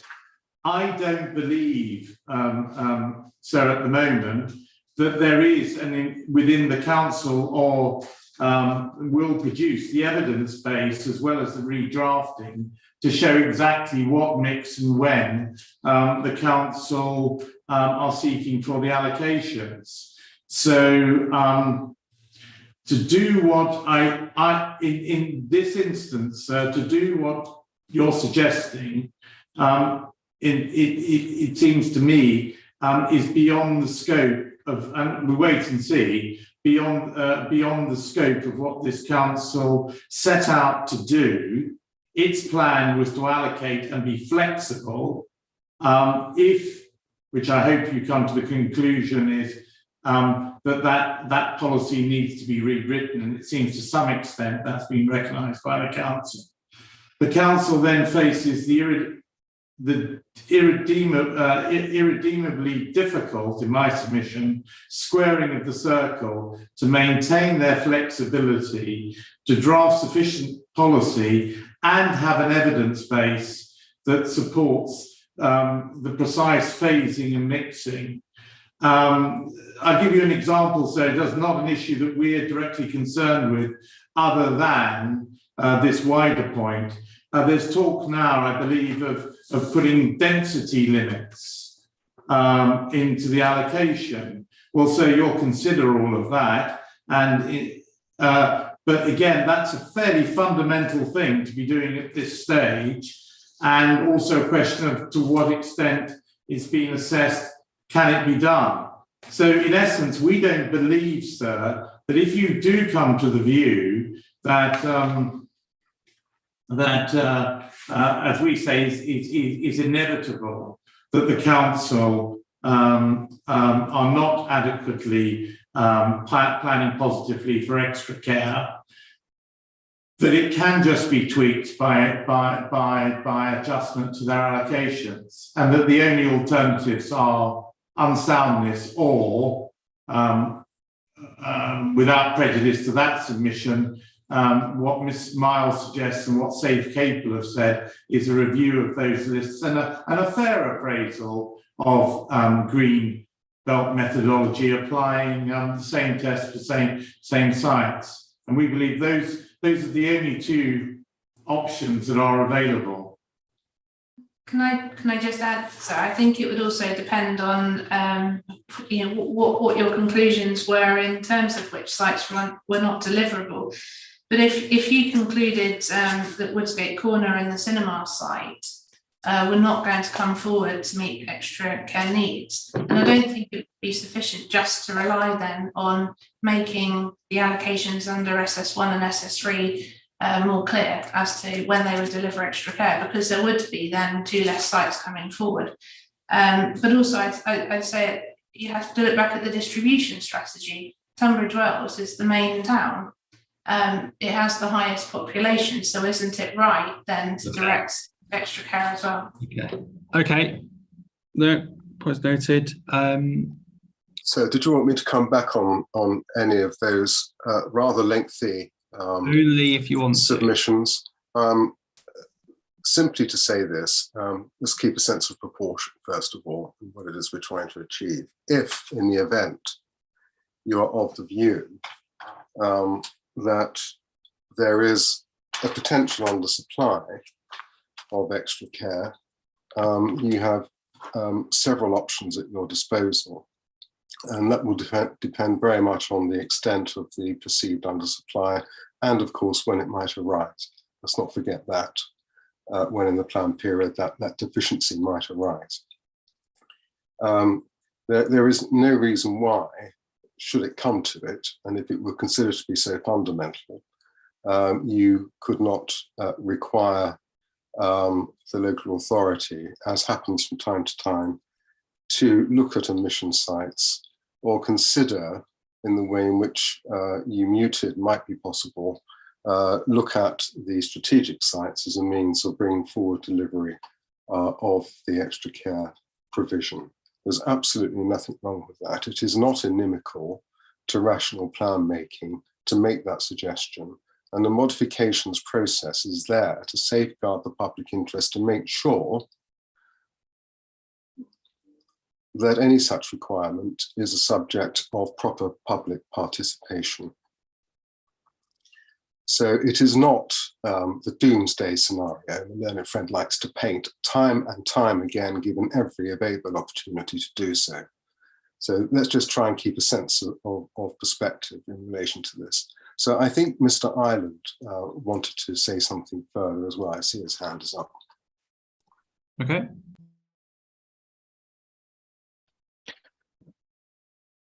Thank you, sir.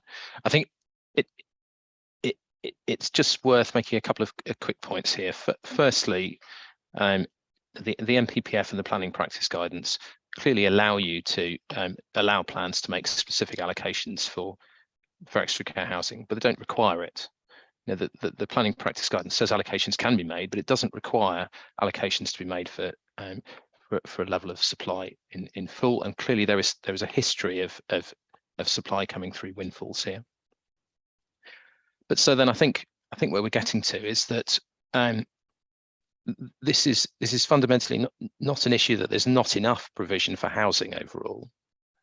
But if you take your question about what if you were to conclude that there wasn't adequate provision for extra care housing, it would be that there wasn't the right provision for a certain type of housing overall.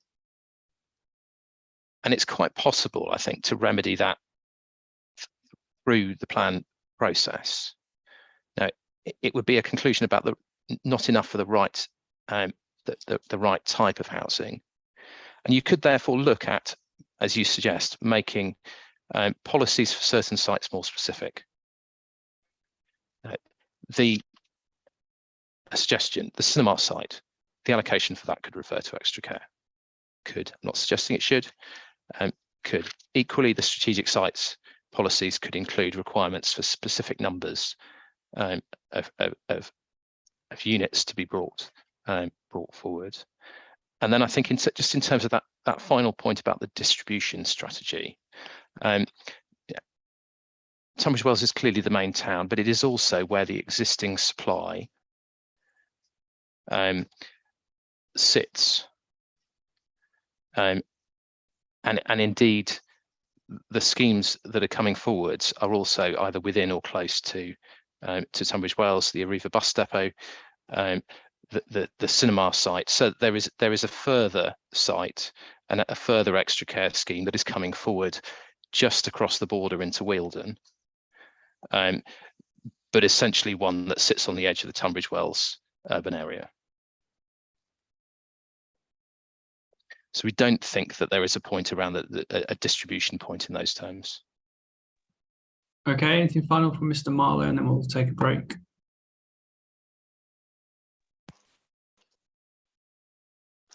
Thank you, sir. Yes, I just wanted to come back, and I think Mr. Shedverian and Mr. Ireland said a fair bit of what I wanted just to say, and I hadn't spoken on this. I've been listening quite sort of intently to the sort of the points made, and I think perhaps just go back to something Mr. Ireland said at the start, is that we started this process looking at extra care and work closely with the Kent County Council, who are the sort of the social care responsible authority, to try and sort of get to the bottom of this. We looked at their assessment of need. We looked at what SHOP looked at, which is somewhat higher. I think we took the higher figure, but realised that in essence, the market takes a broader view. You know, what's said there is quite a legitimate view, but there is a broader view in terms of the market operation that sort of essentially links, I think, as it enhanced sheltered with extra care, and taking that, you get to the higher prevalence rate, which I think it was referred to that your colleagues had looked at sort of 40 to 45 per thousand. And what Mr. Ireland has essentially said is, look, when we look at this broader definition, then the provisions we've made or are likely to expected to come forward will achieve that. And I think that is really we are looking. We'll come forward on other parts of policy 8.6 to show a really positive approach. If you consider that sort of the need is essential from those sites which Mr.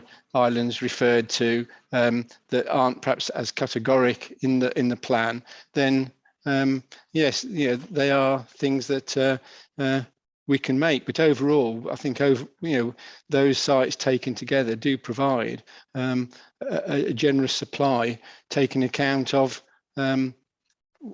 what is a normal and an accepted approach to assessment. Thank you. Okay, thank you. We'll take a break, and it's just coming to 10 to, so we'll take a break until 4 o'clock, please, and we'll come back and we'll go through the rest of it, which I don't think will take as long as the first question. But no, all useful stuff. So thank you all very much for your contributions. We'll take a break and we'll return at 4 o'clock, please.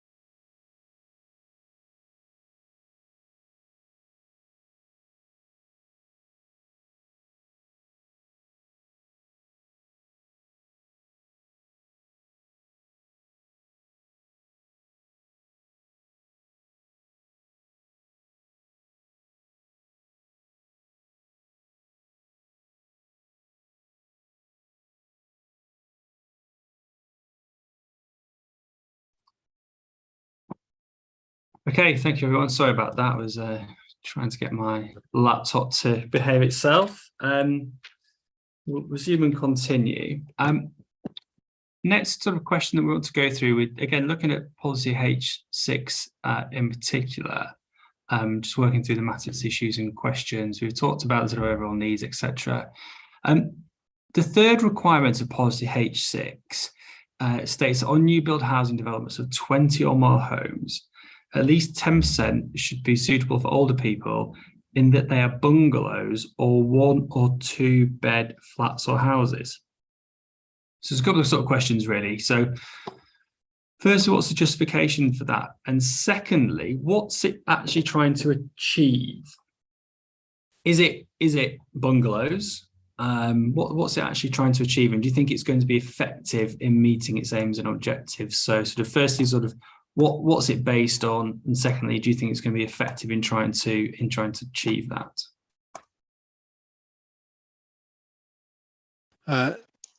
So I'll kick off on this one, I think. You'll have seen the council's hearing statement in relation to this question. And in essence, in terms of what it's trying to achieve, it is trying to provide, as the subject of the policy may suggest,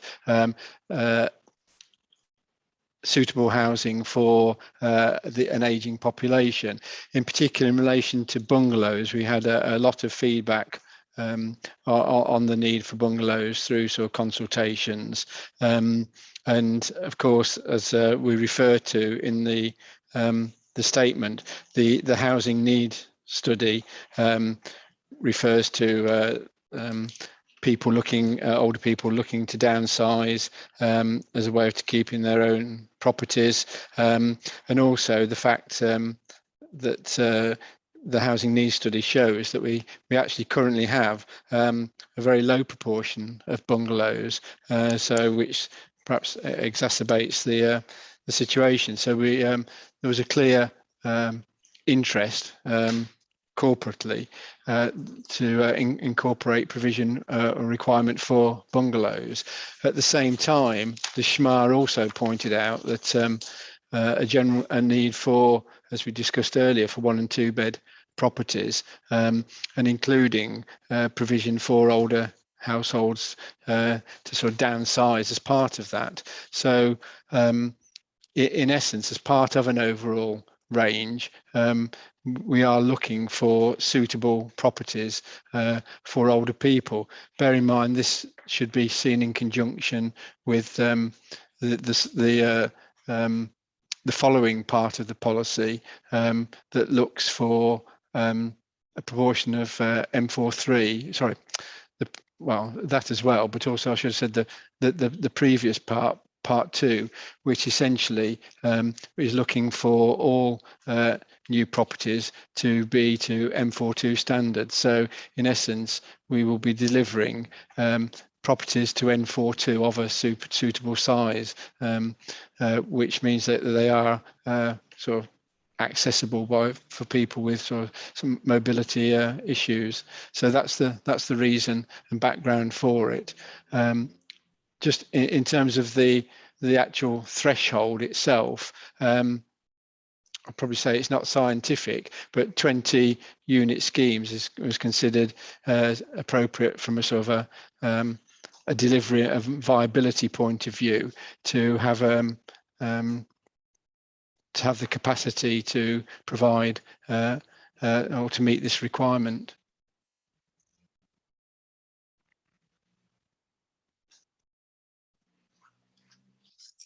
Couple of questions that sort of come out of it in my mind. First of all, before we get on to whether or not it's justified, it just in terms of if it's actually going to achieve what you've just said. So obviously you talked there about the need for bungalows, but here it says that should be, so on new build housing is 20 more homes, at least 10% should be suitable for older people in that they are bungalows or 1 or 2 bedroom flats or houses. So just in terms of, you've identified this issue about bungalows, But if a housing development came along and it was just 1 and 2 bed houses, then presumably it would still meet the policy. I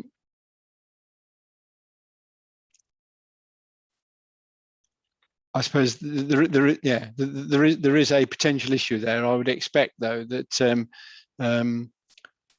that to be, you know, sort of through the development management process, that we would look for at least some element of bungalow provision within the within a scheme.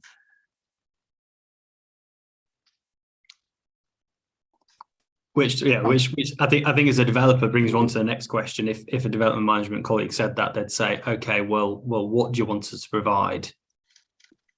If they turn around and said, I think there's a danger here that if let's just part to one moment whether or not it's justified. But I think there's a danger here that the council turn around and say, well, actually, we believe this policy says 10% of new homes should be bungalows, but that's not what it says. And if, for example, the scheme came forward and had 1% as bungalows, then the council might be in a difficult position saying, well, no, we wanted more bungalows than that, but that's not what your policy says. It says at least 10% of homes should be suitable for older people in that they are bungalows or 1 or 2 bedroom flats / houses. So I think there's just a bit around the effectiveness of the policy there to look at. Notwithstanding that, if it was to be a policy seeking 10% on new build housing developments over 20, what is that expected to yield in terms of bungalows, and how then does that relate to your identified need? Well, I think I take the point on effectiveness, and I think in essence, the council did want to look essentially primarily at bungalows, because that was the sort of the concern that had been expressed more particularly, but equally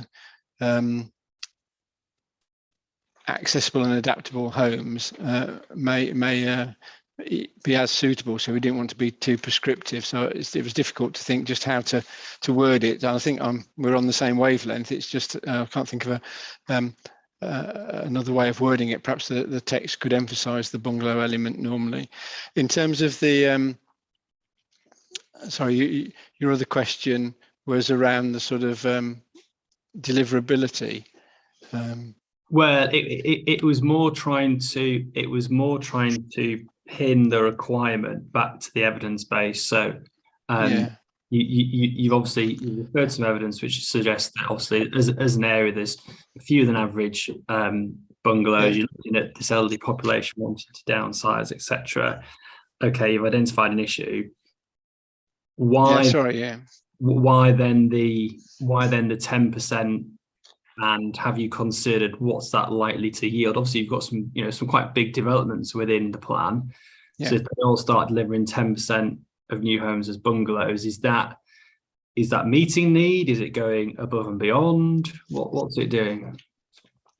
I think we've identified within this the supporting documentation the proportion of additional households that will be with a head of household or representative, I should say, of retirement age, which is quite substantial. So there is, if I can just look at the actual the report.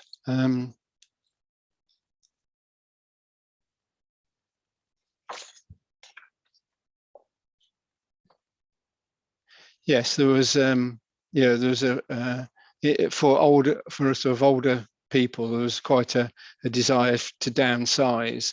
Sort of 50% of those looking to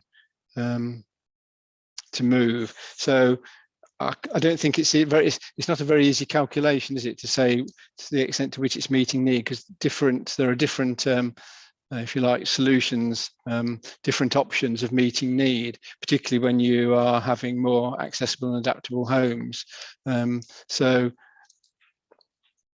clearly the increase in the older population and the sort of high proportion that represents of additional households is, I think it was 40%, we say in the this needs assessment topic paper, population change. This is table 4 on page 18 of the assessment.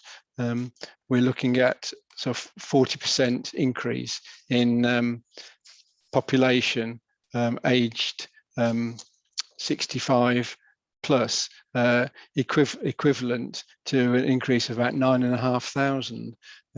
So there's clearly a substantial, proportion of the additional population that will be, no doubt, looking for, shall we say, level access homes, or those that are essentially level access or have good circulation space. So I think the actual quantum should meet that. As we say, it's probably on the conservative level, but recognizing that there will be greater level of accessibility in homes generally through the policies of the plan.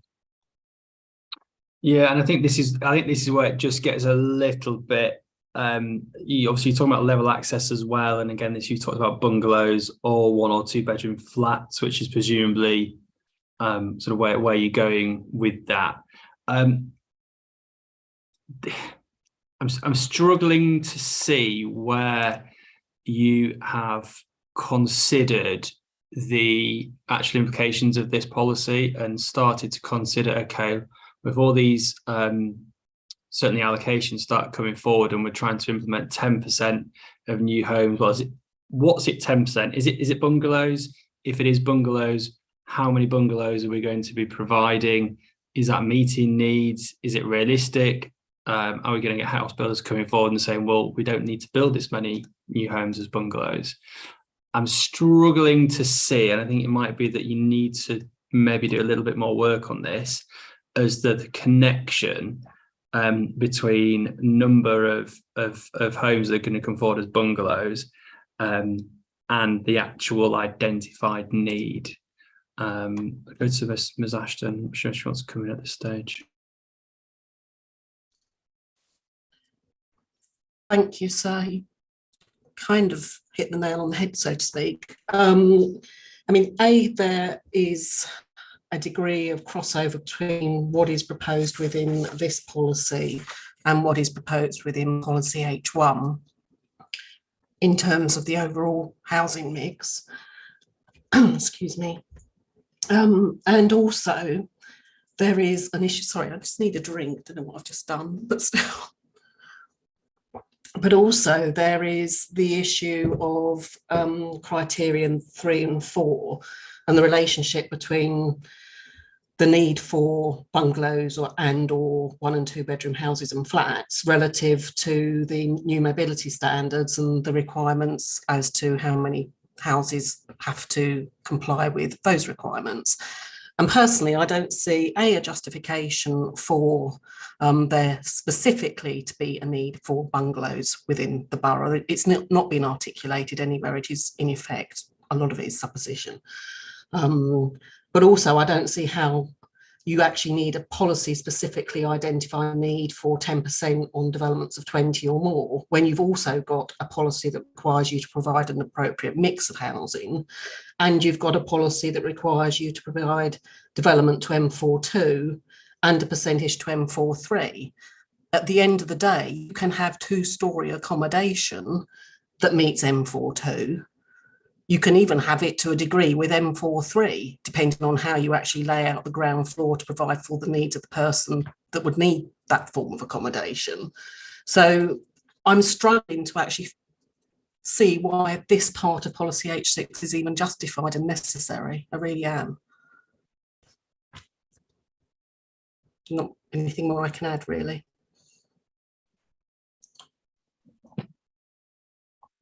Ms. Marlowe, do you want to add anything further?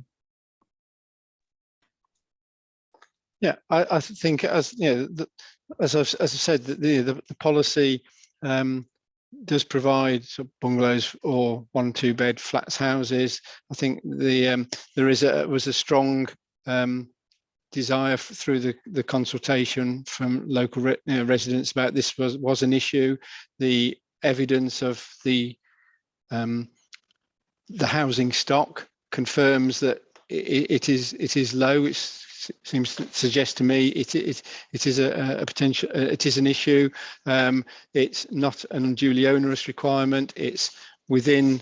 It's not been suggested that there's a viability issue here. It would be delivering a proportion in its own right. I take Ms Ashton's point. It does overlap to a degree with policy H1 in terms of a range of sizes, but in a sense we've been criticised for not being specific on other policies where in terms of having a minimum requirement. I think it is useful to have a minimum requirement.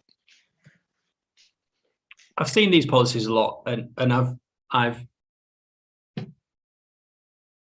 found them sound in plan examinations before, and I'll be honest, I found them sound in plan examinations before where there was a clear evidential link to justify it, and I think that's what's missing here. I don't think it's justified to say, well, we've got lower than average existing. A lower than average amount of bungalows in our existing housing stock. Therefore, 10% of all new developments of 20 or more have to provide bungalows, without actually understanding a bit more about, is it bungalows, and is it bungalows across the board, or is it bungalows in a certain location, and actually how many bungalows then that's then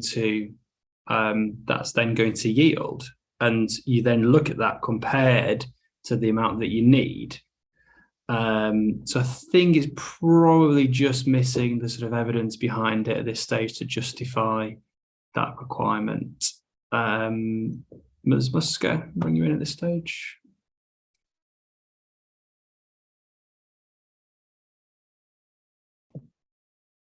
Sorry, yeah. Leaving aside, great to see the M2 standard coming in as the norm. That's fantastic. I think what we're seeing a lot is that people who are downsizing obviously have to downsize partly because they can no longer afford the care that they need, and partly to release capital to for other projects, typically helping family members. So we're seeing a lot of people who need to downsize rather than necessarily would have wanted to downsize. So the downsize requirement is there.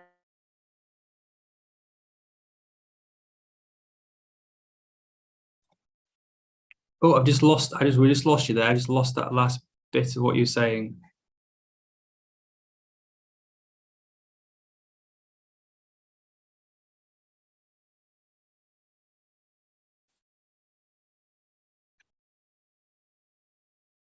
Are you still there? Can you hear us?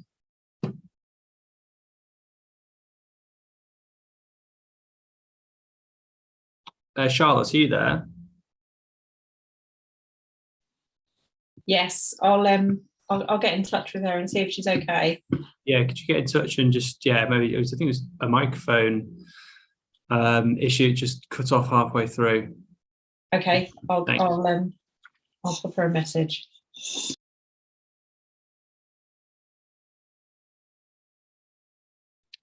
Yeah, so sorry, just to reiterate there, I think there's two issues here. The word in the policy, an issue around effectiveness, and I think the council probably just needs to have a look at producing a note. If there is this evidence and it's elsewhere, just sort of signposting and tying it all together and just trying to understand whether or not this is justified and having a look at that again, because I'm just struggling to find the link between the sort of quantum of bungalows, if that's what you're trying to achieve, that will be provided, how that then reflects the need, and it goes to the ultimate question of, is the policy justified? Very good. Yes, sir, we can do that. Yeah, okay. Ms. Musker, started to touch on M42, as Ashton did as well. So within the plan, you've got justification for all new build development, I think, to meet the optional technical M42 standard. So again, what's the justification for requiring all development to meet that standard?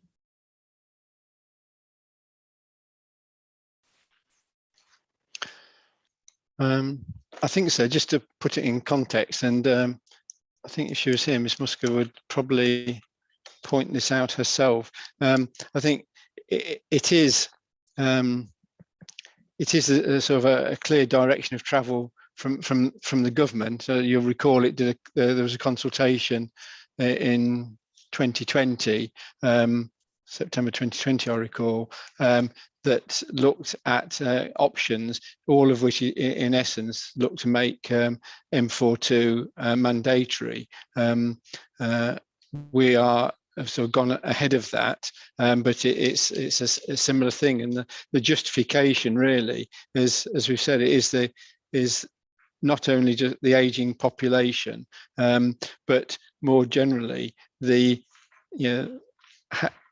ensuring that the housing stock is accessible to all. So it's as much an equality and inclusivity approach. We've looked at it from a viability point of view.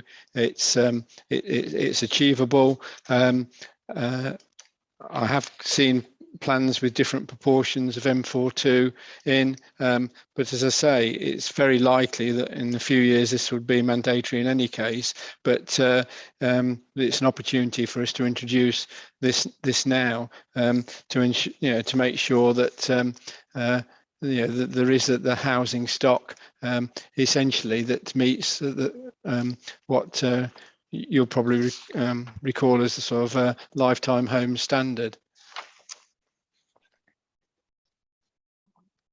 So yeah, the MPPF refers to this. Planning policies for housing should make use of government's optional technical standards for accessible and adaptable housing, where this would address an identified need for such properties. It goes on as well. Policy should also make use of nationally prescribed space standards. So what's, again, just what's the need then, and where's that evidenced? I think Miss Ashton drew attention to that reference as well, and I think that the point here is that the need is fairly universal. Everyone is aging. Everyone it may well have a need that they don't know now in terms of family members that need a higher standard of accommodation, and it is essentially good practice. So it's not a specific need in the sense we were just talking, how many older people will there be that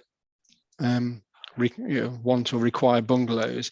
It is a question of making sure your housing stock provides lifetime homes, particularly given the aging population, but more generally for as I say, for reasons of having that choice across the borough and in terms of all new housing.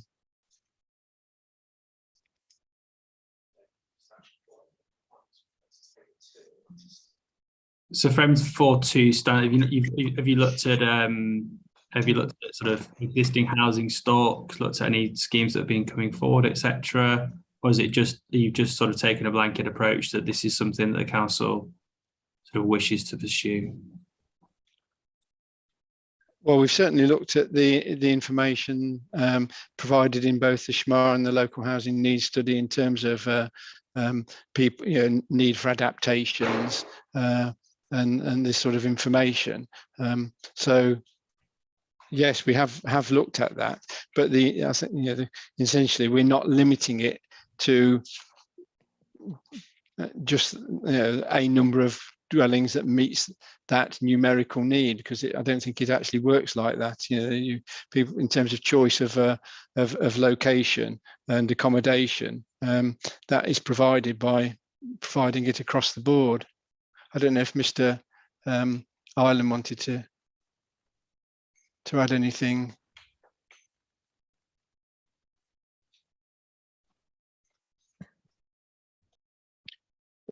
So yes, I mean, you can see from the Council's Matters statement in Table 2, a growth in a number of people with mobility problems who would benefit from this type of housing, and it's a substantial growth. It's 47% growth in older people with mobility problems over the expected over the planned period. But I think what we need to remember is that the dwelling stock that's built now and in the next few years will probably still be here in 2050 or 2070. And if you apply this to part of the, you apply these types of standards to part of the housing stock, well, it inhibits people's ability to age in place. They would then have to move to an alternative property, and equally it limits the availability of housing stock for people who need accessible properties. And the policy is drafted, in those terms. Okay, well, I think I know what he's going to say, but we'll go to Mark Barrett next, and then we'll go back to. Thank you, sir. I believe we've probably had these discussions before in previous hearings, sir. I think what not against it is some homes being built to higher standards, and I think as an industry and as an organisation, HBF, we recognise that. But I think what is important with relation to the way planning policy is written at the moment and the way it is that it just must be based on a robust needs assessment. What we have here is the council saying we have an ageing population. The country has an ageing population, but that doesn't mean that all those people will need a more accessible home built to Part M42 in order to meet their needs and to stay in those needs across their life. A home built to the current standard at Part M41 will actually meet the needs for most people for the majority of their for their lives. And I think that's an important element to remember, is that a new home is significantly more accessible than the majority of the housing stock that's in place. And I think that's an important element to remember in terms of the considerations. But it does have to be based on an assessment of what those needs are. And I think at the moment the council's is a relatively one-dimensional assessment in terms of an ageing population, rather than one that looks at it in any more or any more depth, or even really at the existing housing stock and all those elements that you raised at the start, sir. So we are concerned that the assessment isn't a particularly robust assessment and doesn't go into sufficient detail, and doesn't recognise the fact that the majority of those new homes that are built at Part M41 will actually meet the needs of an ageing population moving forward, sir. Thank you.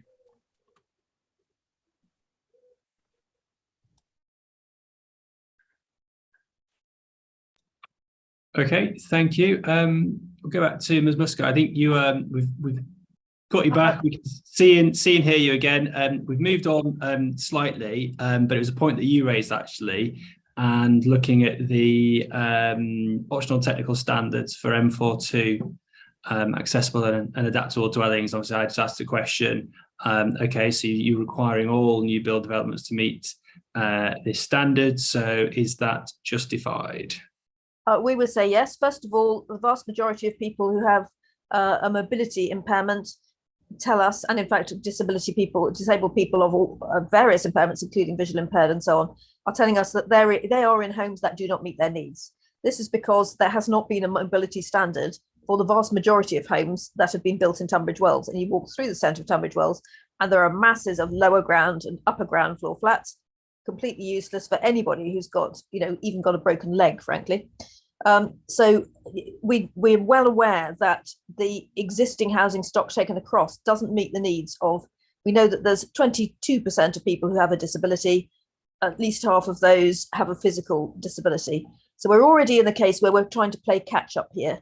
So that's, across the board. Obviously, when we look at the aging population, we have a clear knowledge that those as you get older, you're more likely to have become disabled. I was not born disabled, I became disabled, but not in older age. I hope you can tell.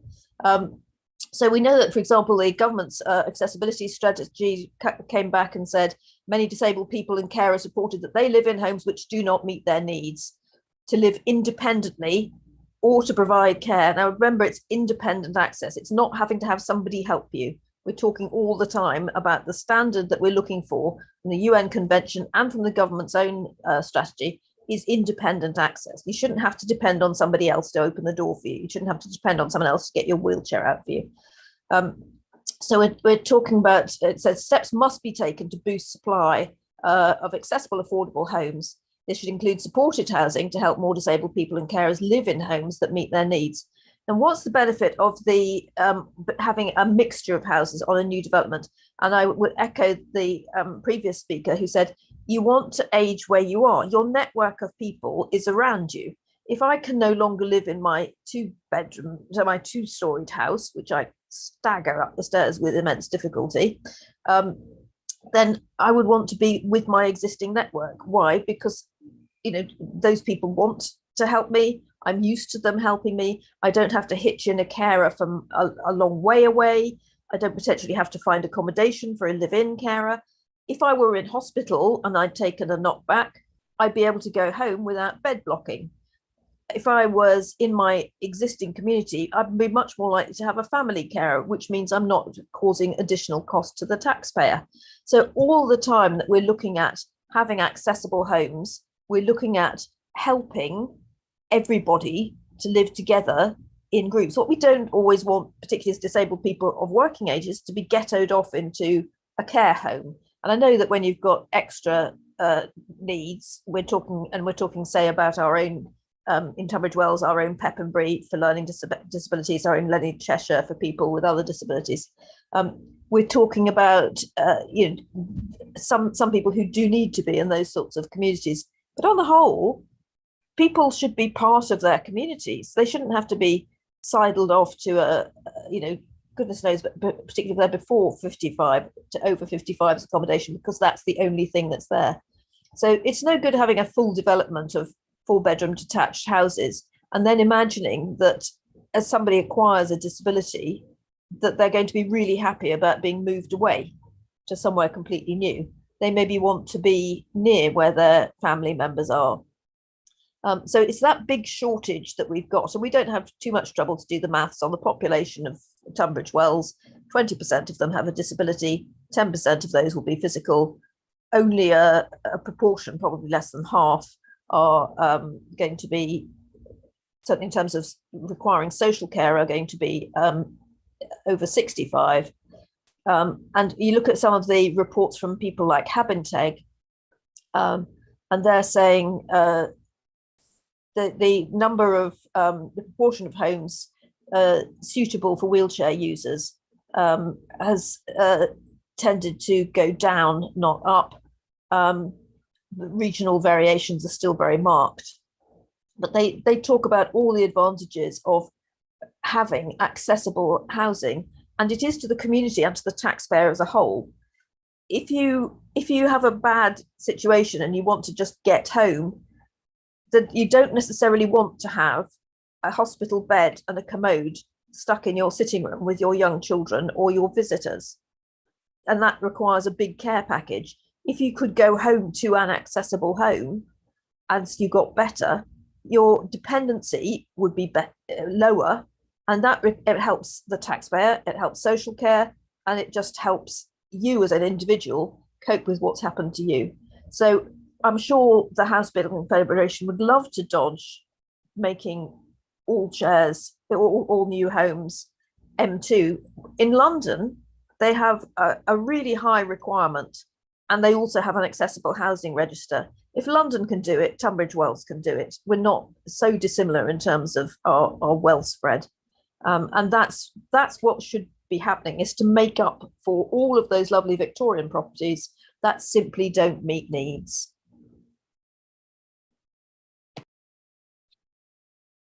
Okay, thank you. I will come back to Ms. Ashton and HBF in a moment, but just whilst we're on this, we have touched upon it. And it's a similar sort of question, really, which relates to, so we talked about M42. But again, point 4 of the policy requires of new build housing developments of 20 or more units to require 5%. It says at least 5% of the affordable housing element will be expected to meet M43 standards for wheelchair user dwellings. So again, what's that based on, and is that justified?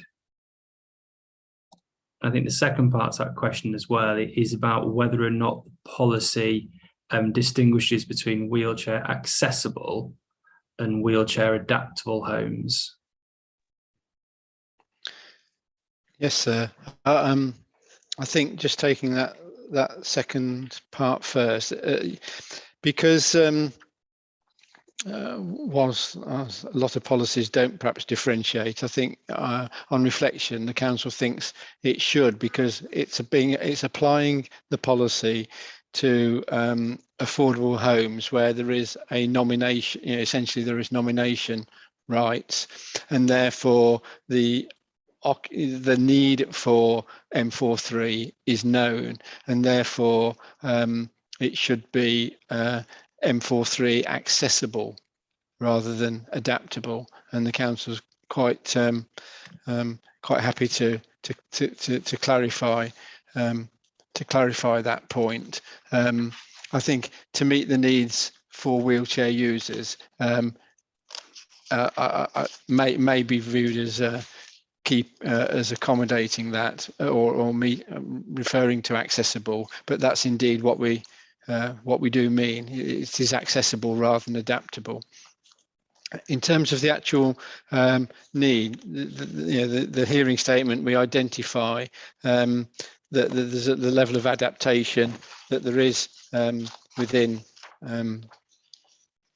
the borough, and also the level of sort of a number of households with wheelchair users in them, and I think that's quoted. Sorry, perhaps it isn't. We don't quote it in the statement, but yes, 8.1%. 4.7 said they would need a wheelchair now in the next 5 years. I think, which is a higher percentage than perhaps we're providing for, but we're also cognizant of the fact that there are some wheelchair users would be accommodated within M42 housing. It doesn't necessarily, or in all cases, need the higher M43. So that's the sort of the proportion, and we do say, I think, at least 5%. And the key part, perhaps, to the policy is that it's to where a need is identified. So it is essentially a live requirement, looking at what needs there are. So it's not a question of setting something in stone that wouldn't meet a need. So just in terms of that point then, so it's wheelchair accessible homes that you're talking about here? It is. Yeah. Yes.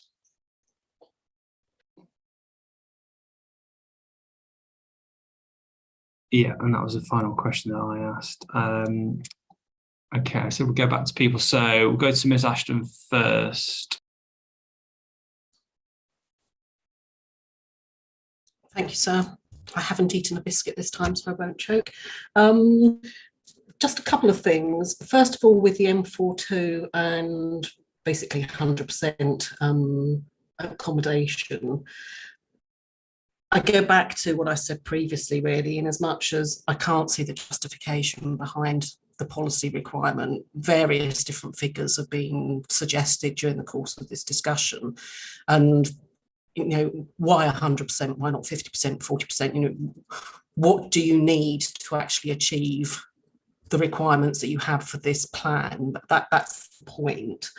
And then in terms of M43, again, they clearly need to be distinguished as to whether it's wheelchair accessible or adaptable. It's not clear at the moment. And also, whilst I understand why they're looking at that purely in terms of affordable provision because of the nomination rights, I'm sure there will be other people that will say, well, how does it get accommodated within the overall market? And again, why 5%? What is the justification behind the policy figure that has actually been provided?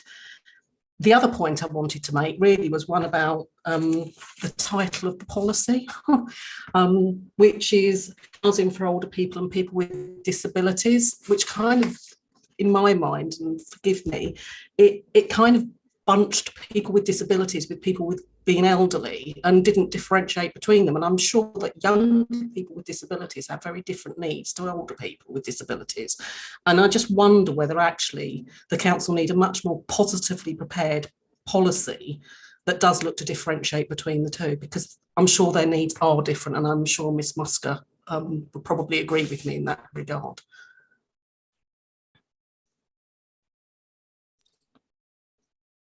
Go to Mr. Barrett, please.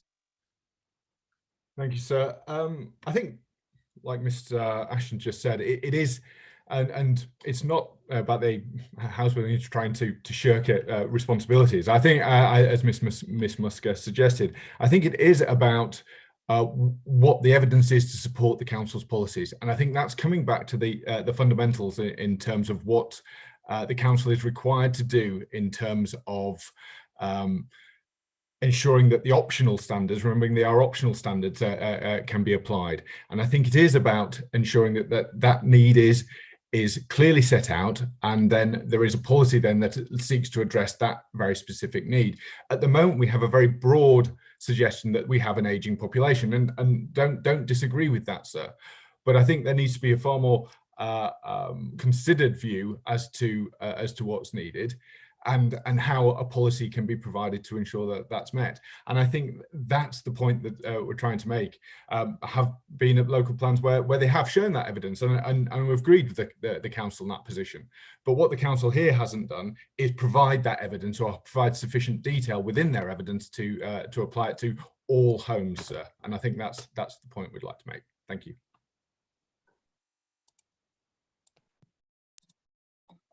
Ms. Musker. Yep. The great advantage of it being all homes is that you don't have some developers who are saying, well, you can have a cheaper 4-bedroom house here, but then these guys who complied with it have a more expensive one. So that's item one. Item one is if it's across the board, it's across the board, and the costs are the same for all the developers. Item two is I want to be able to visit anybody. People in wheelchairs want to be able to visit anybody. We don't just want to be able to visit 1 or 2 people. We want to be able to visit everybody. And we should be able to visit everybody because access should become a right. And increasingly, as we work towards the UN conventions about independent access, that's what it's about. Also, the sort of things that help with wheelchair access help everybody. They help people who are visually impaired. They're much less likely to trip and fall if they're going on a sort of level access ramp in and out of a home than if they've got a step. Equally, if you're actually trying to just get stuff in and out of your house, it's much easier to roll it. So let's just be quite clear. This is just a generally useful thing for everybody. It's not something which is a great burden for what I call bog standard people, i.e. normal able-bodied people, that they have to have wheelchair access. They probably won't even know about it until they've broken their leg, except the time that they're moving in and they want to wheel their heavy suitcases in. This is just something that makes a lot of sense for people to do. So we're talking about reducing the number of injuries, trips and falls. We're talking about reducing bed blocking because people can go home. We're talking about independence to be able to visit anybody who's in a new house. And we're talking about relieving the huge number of people with physical and visual impairments who are in homes that do not meet their needs by steadily getting more and more of the housing stock to be accessible. We are talking about wheelchair access, but make no mistake, that step-free access helps a lot of other disabilities. I've been particularly had my attention drawn to people with visual impairment. They're much less likely to trip and fall if they were just, just a gentle ramp or a ramp to get in and out. So this is just something that should be being done because it's the right thing to do to ensure that wheelchair users and other people with other disabilities have a home that they can get in and out of, and that all of their friends, whatever their disabilities are, can get in and out of. And think about the employment market. If you're a social worker and you want to go and visit somebody, are you saying you're not allowed that job if you're a wheelchair user?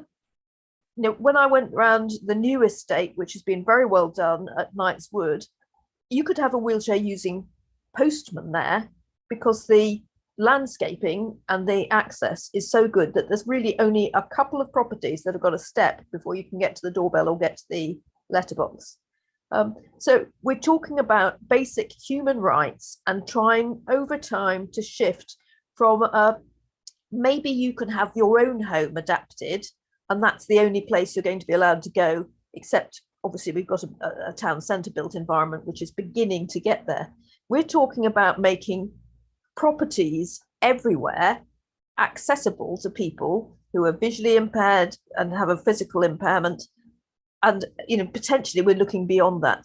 So let's get this quite clear. It's about catching up. It's not about, oh, this isn't fair on house builders. Nobody really wants this stuff. It's bad for them. It's not bad for them. It's good for them because all of their friends who have access needs will be able to come and go in the same way as they can from their own homes. So please just take on board that London has been doing this for some time. Nobody's whinged. They've just got a very high level of accessible standard to all of their new builds. And it means that the developers aren't competing one against the other. Everybody's basically had to suck up the same issue in their pricing. That's it. And so I don't know that the detailed reasoning in this policy exactly meets requirements, but I can say that if we went to the effort of working out in Tunbridge Wells how many people with access needs were in homes that didn't meet those needs, it would be very, very high indeed. Just because nationally that's the figure, that's what the research shows. But just bear in mind, it saves the taxpayer a lot of money. It saves a lot of money in terms of injuries, saves a lot of money in terms of costly adaptations. And that's what it is. We're talking about really expensive adaptations to adapt an existing home compared with just having a much simpler system to adapt. And we're talking about just fundamental human rights to be able to come and go like everybody else. The other point, just in relation to this, obviously we talked about, and Mr. Marlow, you sort of accepted that I think the council needs to look at the wording around wheelchair accessible and adaptable homes, just bring it in line with the PPG, especially. There's also a part within the PPG about taking into account site-specific factors, vulnerability to flooding, site topography, step-free access, things like that. So again, it might just be that you need to look at the wording around that as well and just ensure that the local plan policy just reflects, again, national guidance and policy on these issues. But again, it's just more of a sort of tidying up and consistency point than anything else. Right. Yeah. Yes, sir. I think we'd felt that was covered under viability, but I take the point. It's essentially feasibility. So yes, we can look at the wording of that. I think it's also just worth making the point that Anne Musker sort of very eloquently sort of set out sort of the arguments, but in terms of cost, this has, I just make the point, this has been viability tested, and the actual, and Mr. Barrington, so the cost of M42 over M41 is not that substantial. So it is certainly something that's achievable, but certainly we can look at the wording as you say there. Yeah, and then points noted about overall just justification for it. Ms. Musker, anything final to add on this policy? Sorry, no, that's fine for me. I've left my hand up by accident, sorry. That's okay. Ms. Barrett, Ms. Ashton, anything further on H6? If not, happy to move on. Okay. Not from me, sir. Thank you. I said we'd sort of rejig the agenda at this stage. We'll look at self-build and custom house building now. So I think probably the majority of people did have representations about this, and probably take a break. And then the final points about sort of rural workers dwellings and things like that will just be a sort of quicker sort of canter through. So please don't feel like you sort of need to stay on the call after this next break if you don't want to. So appreciate that time's racing on. But we'll look at self-build and custom build housing. I'd asked the question about the need for self-build and custom and how this would be met over the plan period. What I wanted to look at in particular was the council has, or is going to be requiring through policy H8, approximately 5%, rounded up to the nearest whole number of dwellings, to be provided for self-build and custom build housing on the following allocations, and then you list 3 allocations. So is it the case that only those allocations are going to be expected to provide self-build housing?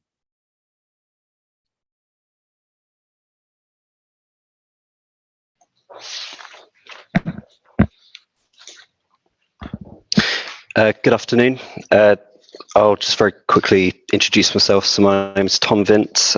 I'm a planning officer at Tunbridge Wells Borough Council. So with regard to the site allocations that we require self-builds on, it is just the 2 site allocations in rural Tunbridge Wells, in addition to 5% at Chudley Village.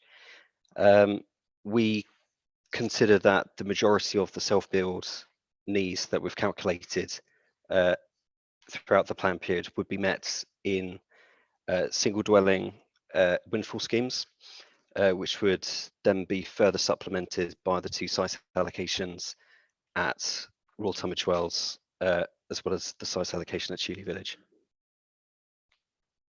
And what's the justification for just those sites then? Why not sort of across the board, or why not other sites, you know, Paddock Wood, or other locations for custom self-build?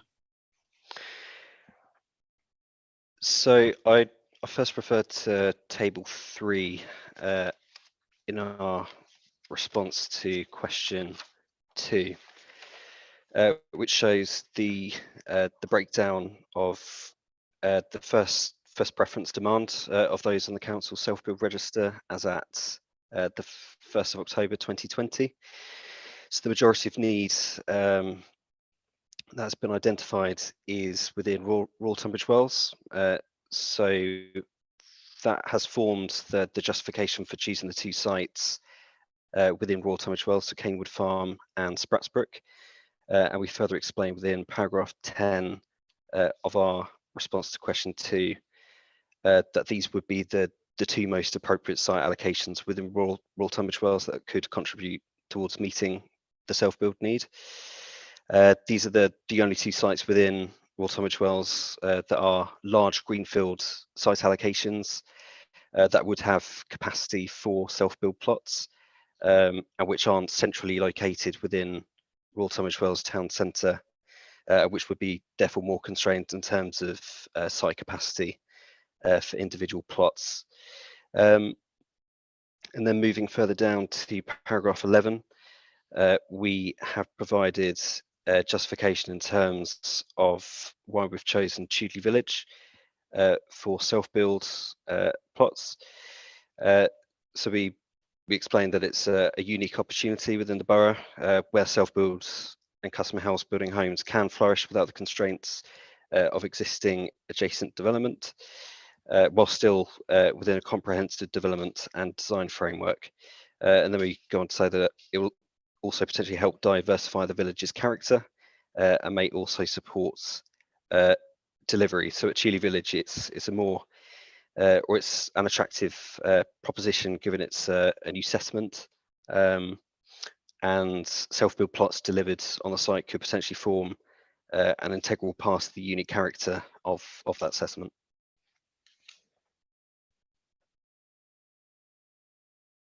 Sorry, I was on mute. The final part of the policy states that if a plot has been marketed for 6 months and a buyer has not been found, it is advisory that the plots are then offered to the council to increase the chance of plots being developed. If a buyer is not found, then the owner of the plot can build for sale on the open market. What's the justification? Well, the two elements to this. What's the justification for the period of 6 months? And then what's the justification for offering it to the council? And is that actually required? Because it says it is advisory. So I'm just not sure what's actually going to be required of these developers.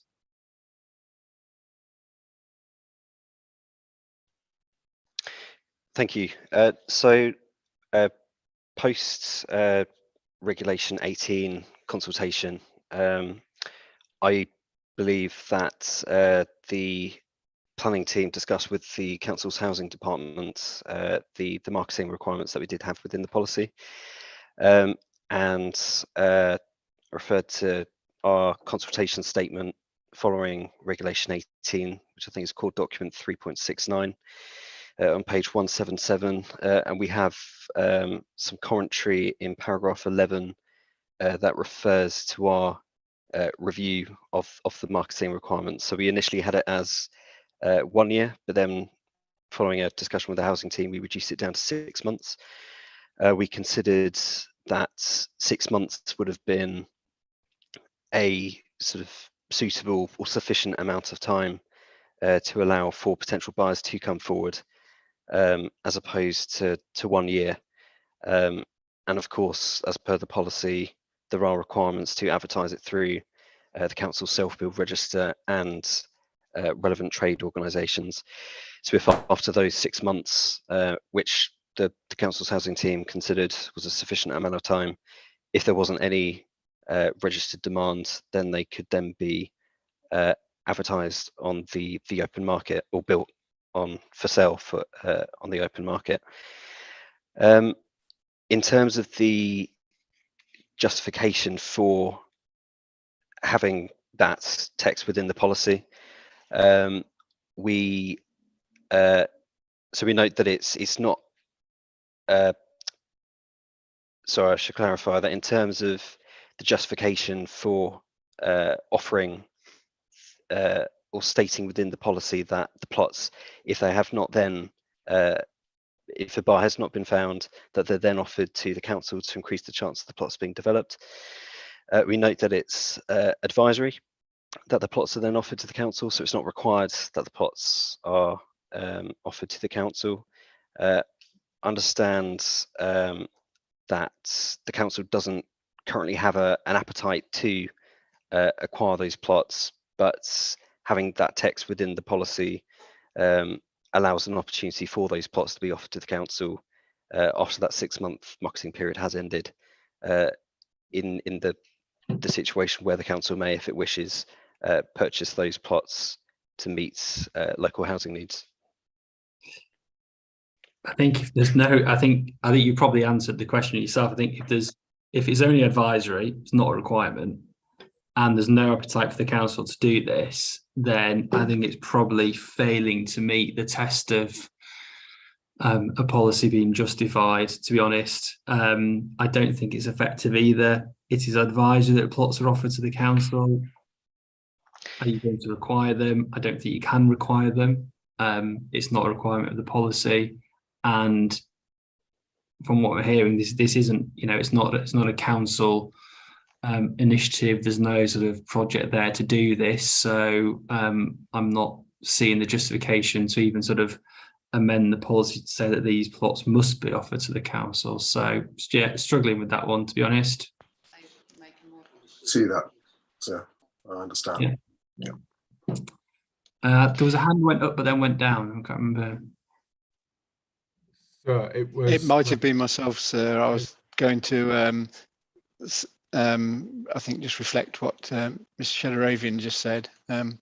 We accept it's not a policy requirement, so we can reconsider where that goes.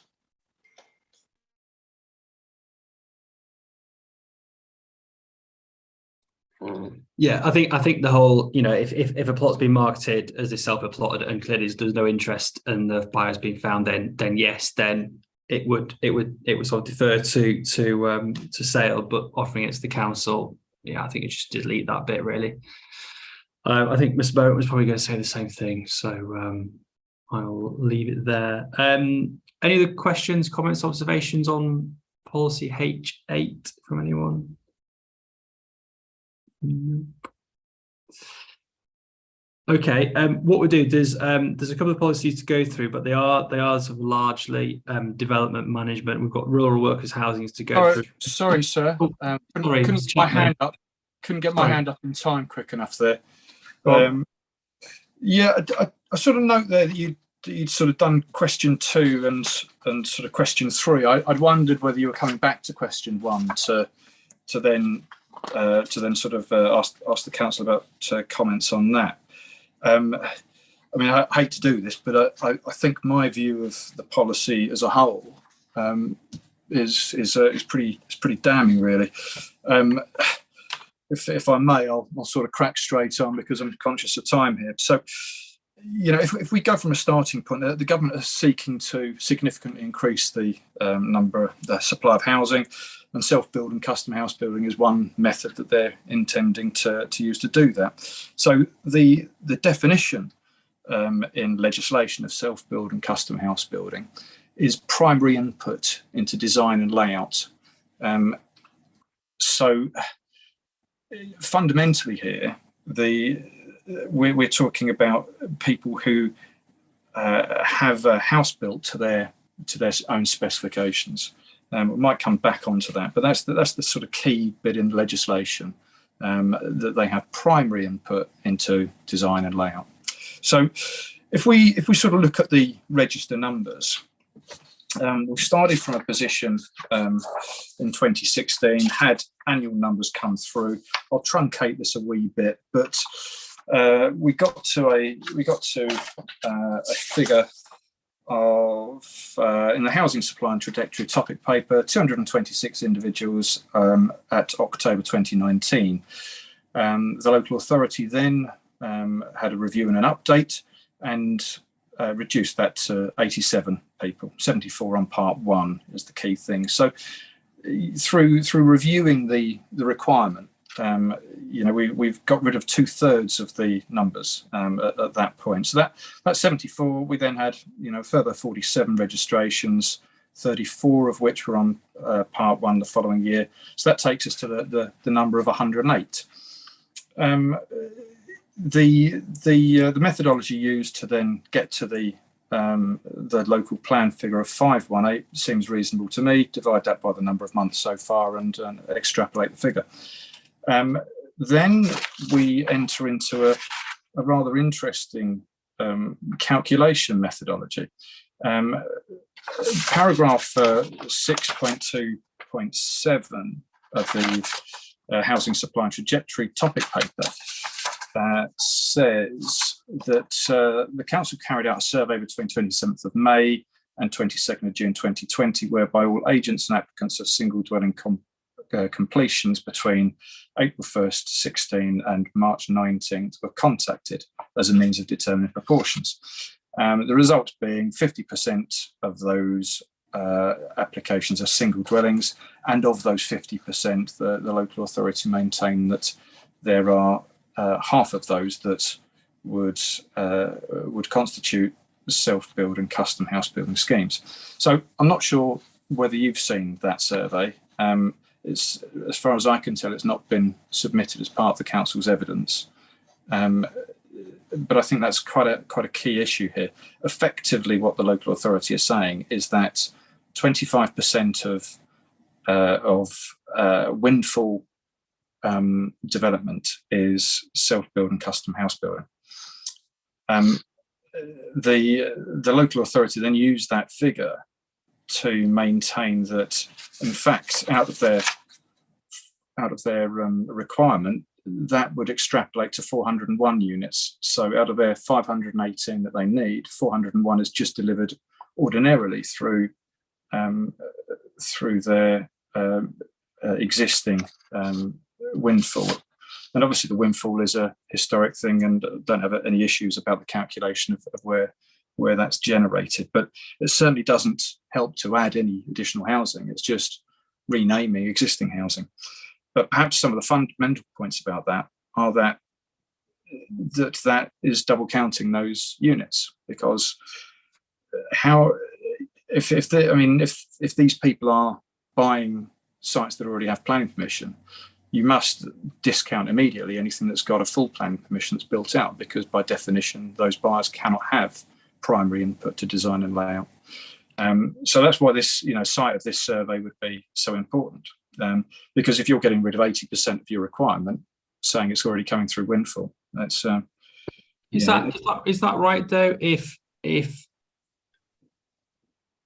site came to the market for a single infill plot, say, and it's got planning permission, and I want to build my own house, I could buy that plot of land which has the benefit of planning permission, and yet the design may be an outline, so no reserve matters, I'd come along, do my own reserve matters, or equally it could have planning permission, end scheme was put forward, the owners secure permission, the selling as a building plot, I come along with my family, say, yeah, it doesn't suit our needs, we'll redesign it, put a fresh application in.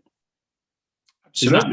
That's still a sort of form of custom self-build housing, is it not? Well, that, as long as you are redesigning it, so whether you're going in with the outline of what that looks like, going into the reserve matters of what that looks like, or whether it's a full application, you're going in with a new application to replace that, absolutely, that might constitute that. But what I'm saying is that that's not what the legislation says. The legislation says primary input into design and layout.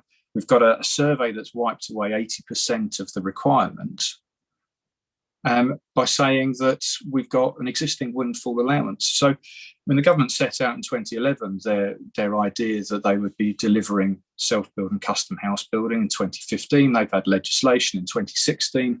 They started the requirement to keep a register. Local authorities across the board have been doing nothing really to deliver this.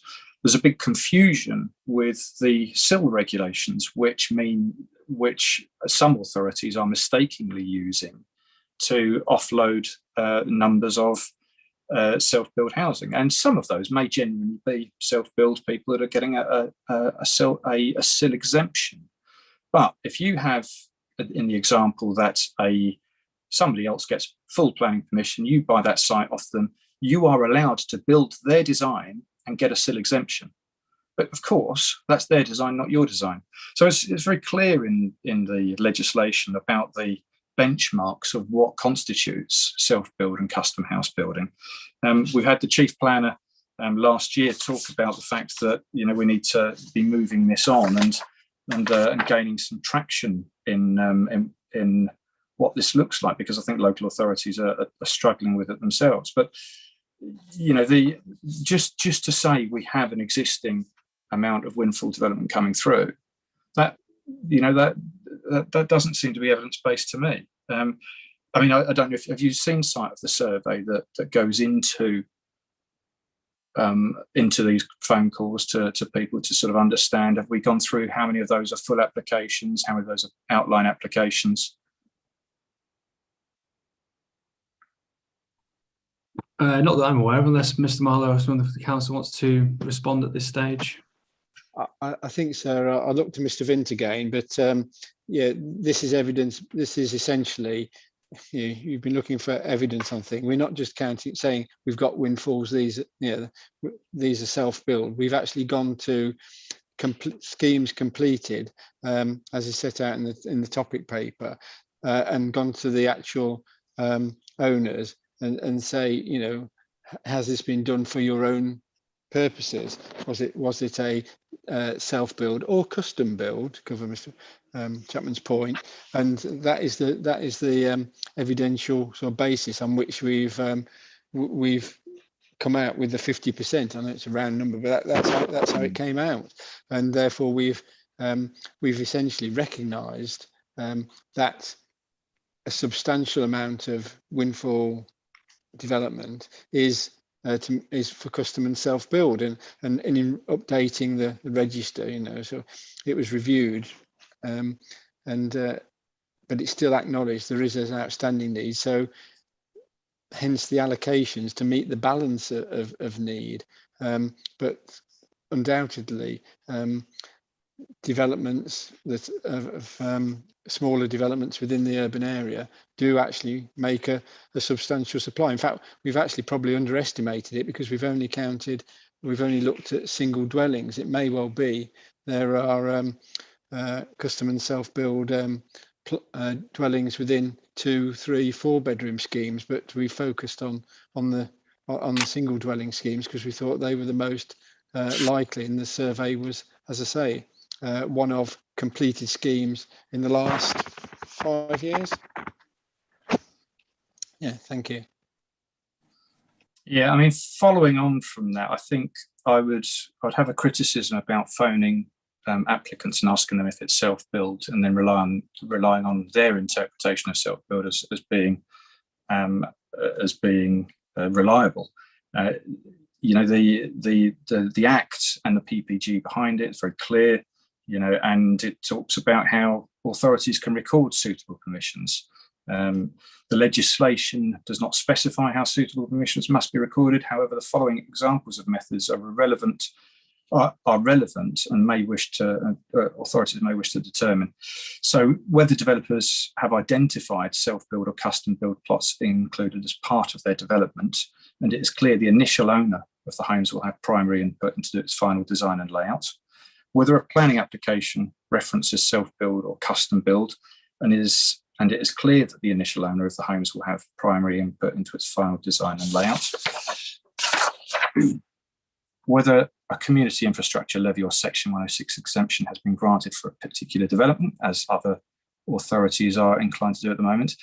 But a key thing there, a relevant authority must be satisfied that the development permissions being counted meet the legislative requirements. So, those legislative requirements, in considering whether a home is a self-build or custom-build home, relevant authorities must be satisfied that the initial owner of the home will have primary input into its final design and layout. Off-plan housing homes purchased at the planned stage prior to construction and without input into final design and layout from the buyer are not considered to meet the definition of self-build and custom housing.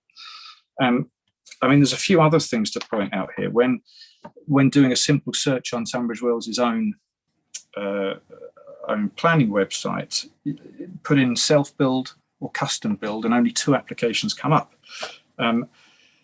So in that sort of middle criteria, there are applicants outlining that. Well, they're not, because only 2 applications have been submitted. One was a site in Horsemondon for 6 custom build dwellings. That's been approved, but there's an irony here, because there's no mention of self-build or custom build anywhere in the officer report. And indeed, coming in now, there's a live application for the reserved matters detailing those 6 dwellings from the landowner. So absolutely no way are they detailed by the end user. So they don't constitute self-build and custom house building. So we can strike those 6 off, unless they're sold individually and each one of those buyers comes in with a new design, replacing the design that's permitted. The other site that's there is in Sissinghurst. It was a site with planning permission for 18 units, which was approved for normal market housing. The developer came in, another developer has come in with an application for 9 custom build units. It's been refused, and probably rightly so, on density and a number of other things. So Tunbridge Wells' own website, since 2016, when legislation was coming in to say you need to provide these dwellings, has in fact had 0 custom or self-build numbers coming through. And in fact, that story was run by Planning Resource just on the 26th of May, which listed 34 authorities that have 0 numbers gone through.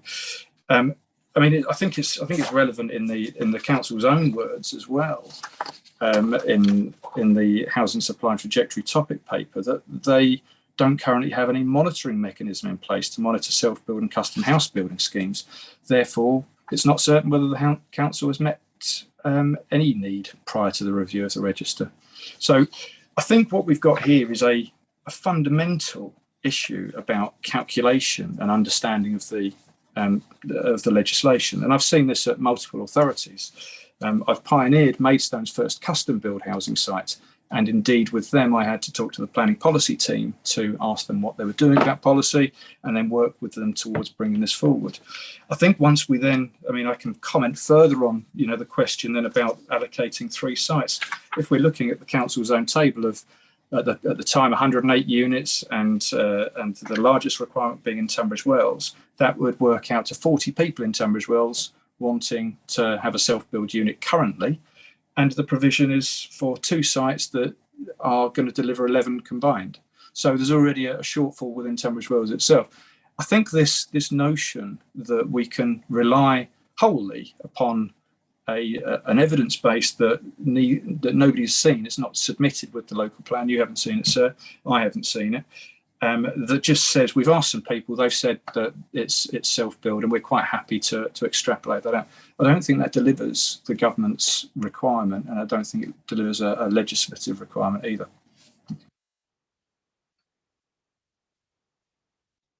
Okay, thank you. Ms. Marler's got his hand up, so we'll go there next. Thank you, sir. I just need to come back on. I think Mr. Chapman's made a number of assumptions there, and we're quite happy to provide details of the survey. It was indeed a written survey. It wasn't just a question of ringing people up. It was a written survey that advised people what the definitions of custom and self-build were, and they had all the information necessary to respond. It was written responses. We have that. I'm not sure about in terms of providing individual details, but certainly that was done. And indeed, there's no reason to disbelieve what they say. We're not a still authority. There was no incentive to say that they were benefiting from being custom self-build. We clearly laid out what this meant, and the responses were received accordingly. I think in terms of Tunbridge Wells' position, of course, not having SIL, we're not recorded which sites are custom and self-build. In fact, funnily enough, you asked me the other day, the week, about sites on the edge of the LBD. There is a site indeed for custom and self-build on the edge of Royal Tunbridge Wells, which is ongoing. I think there's still some plots without details in for them, which we're now incorporating into the new LBD. So these things are happening. They just may not be recorded, but I understand that Mr. Chapman would like to see more.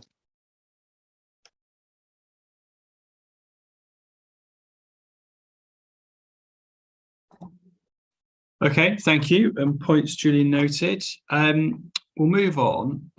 We'll take a quick break. So I want to go through the last 3 issues, but they are relatively small. So I was going to propose take a quick 10-minute break. But I will just ask the council, mindful that again, it's just gone 5 hours, 5 now.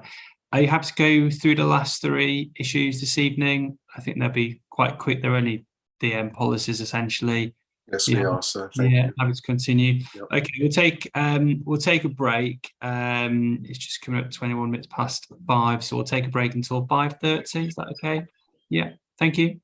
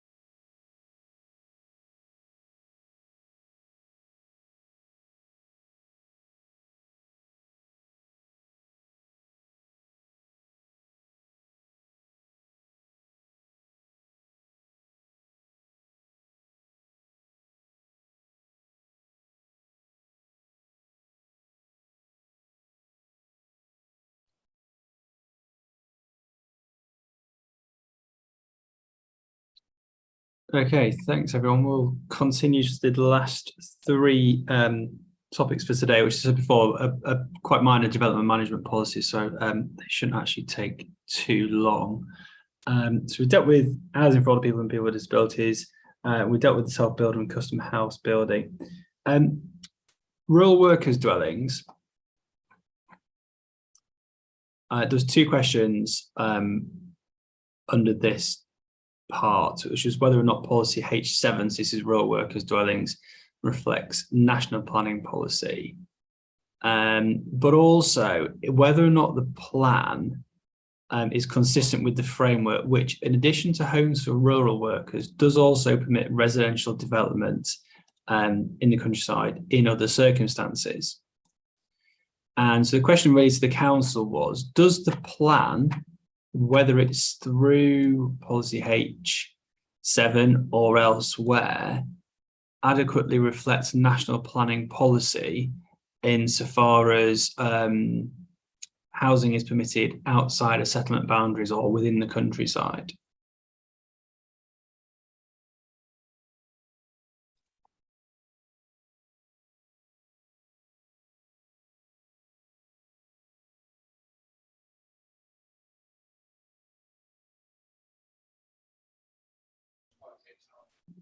Sorry, sir, just bear with me. I thought Mr. Marlowe was taking this one.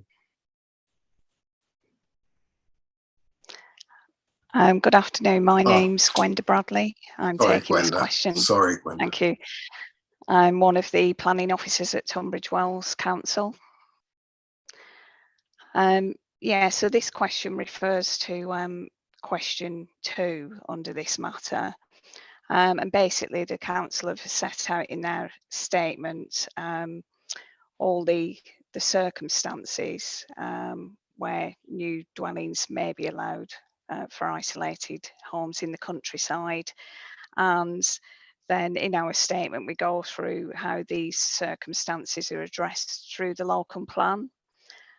Starting off with policy STR1, which is the development strategy. And this policy makes provision for development both within the limits to built developments and outside the limits to built developments, which would apply in this case. And then the provision of rural workers dwellings, which is obviously the policy we're talking about. We've explained in more detail under question 1 under this matter how we've made provision for that. And then turning to circumstance B, which refers to heritage assets. We do have a special policy in the plan for heritage assets. That's policy EMV5 on page 342 of the submission local plan, where we say there is a presumption in favour of preserving listed buildings and consent will only be given in very exceptional circumstances for their demolition. Poor condition is no justification for demolition, and where a building is redundant, every effort must be made to find an optimum viable new use, which links to the MPPF advice, which should be consistent with the character and appearance and the fabric of the building.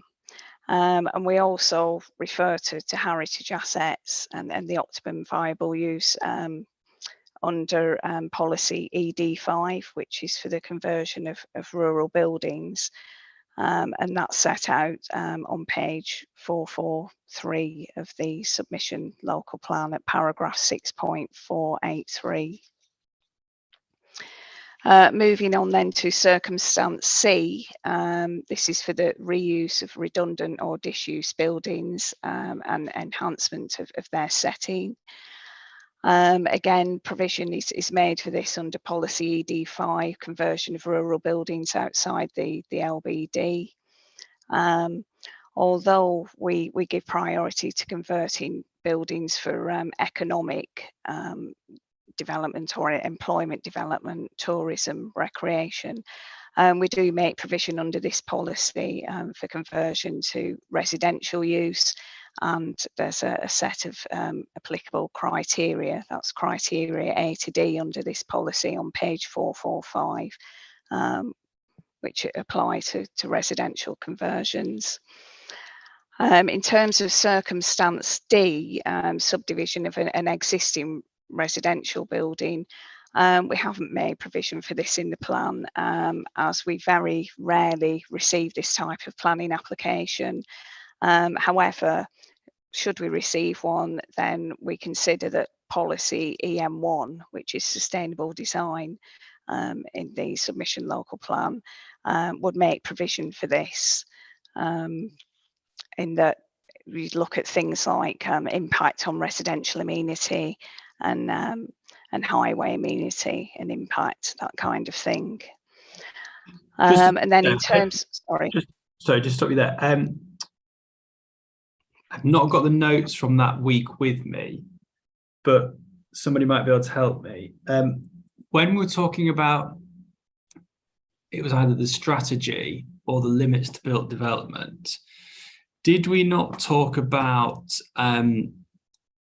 we certainly talked about the sort of the overarching strategy and whether or not the plan was sufficiently clear as to what that strategy was. I seem to recall that. We also then, when we were talking about the limits to built development, I seem to recall we had a conversation, again, it'll be in my notes, but I've not got those notes with me today, as to whether or not the plan was clear as to what was permitted within limits to built development and what was permitted outside of limits to built development. I seem to recall that discussion. I'm not sure if someone else could help me with it. I'm pretty sure we had that discussion. I can obviously go back and look at my notes. Mr. Marlowe's got his hand up. I have a better memory than me. I do recall it, sir. I was involved in that, and it was essentially, you asked that question in relation to policy STR1 itself and whether it was sufficiently had a sort of sufficient development management sort of focus in terms of the role of limits to built development. I think our view was that we felt it did cover it and say normally limits development in the countryside beyond the LBDs, but I think we will look back at our own notes, but I think there was a point that we need to be clear what's allowed within LBDs, particularly. So I think that was the and I think in doing that and in looking at that policy and making it abundantly clear and thus effective, you'll probably find that you answer this.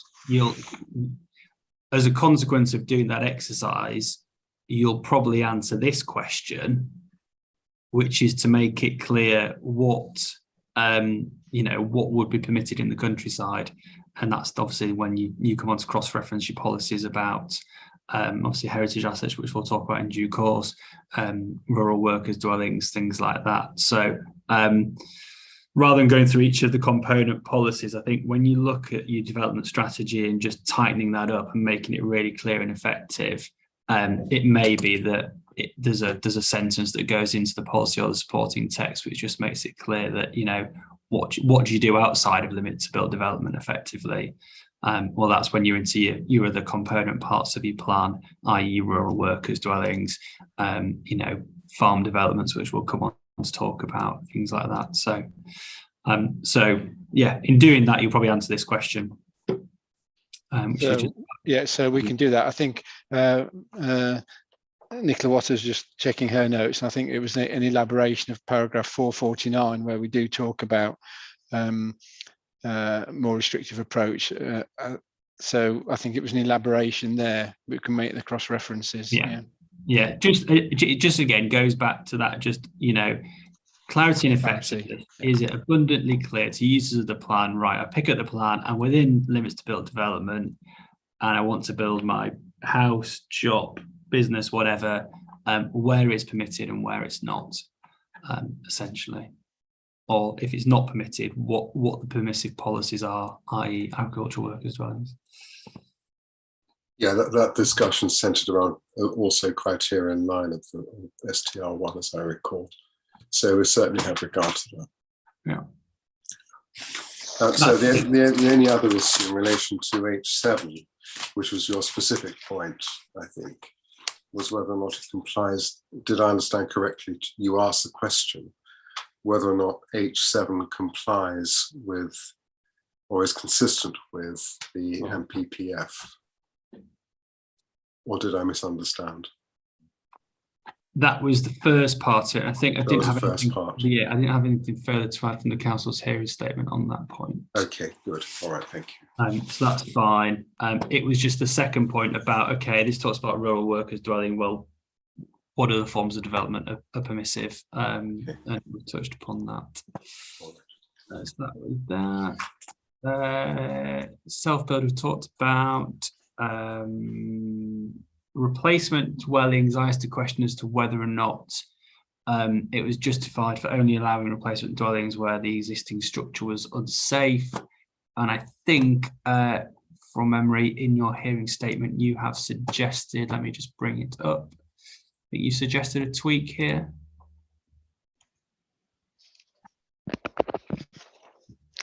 Yes, that's correct. At paragraph 4 of our statement on page 3 under matter 8. So we suggested maybe making the wording clearer and separating it because it doesn't just apply to existing structures being unsafe. There are other factors that may come into the justification for the demolition of an existing dwelling or building.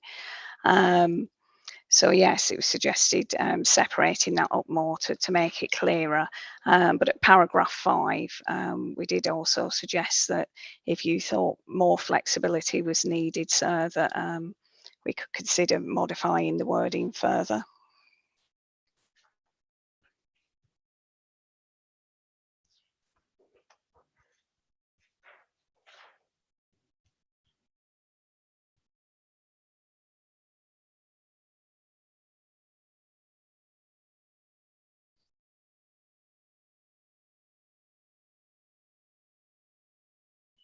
Sorry, I was on mute there. The question is, so where you've got replacement dwellings outside the limits to built development, I'm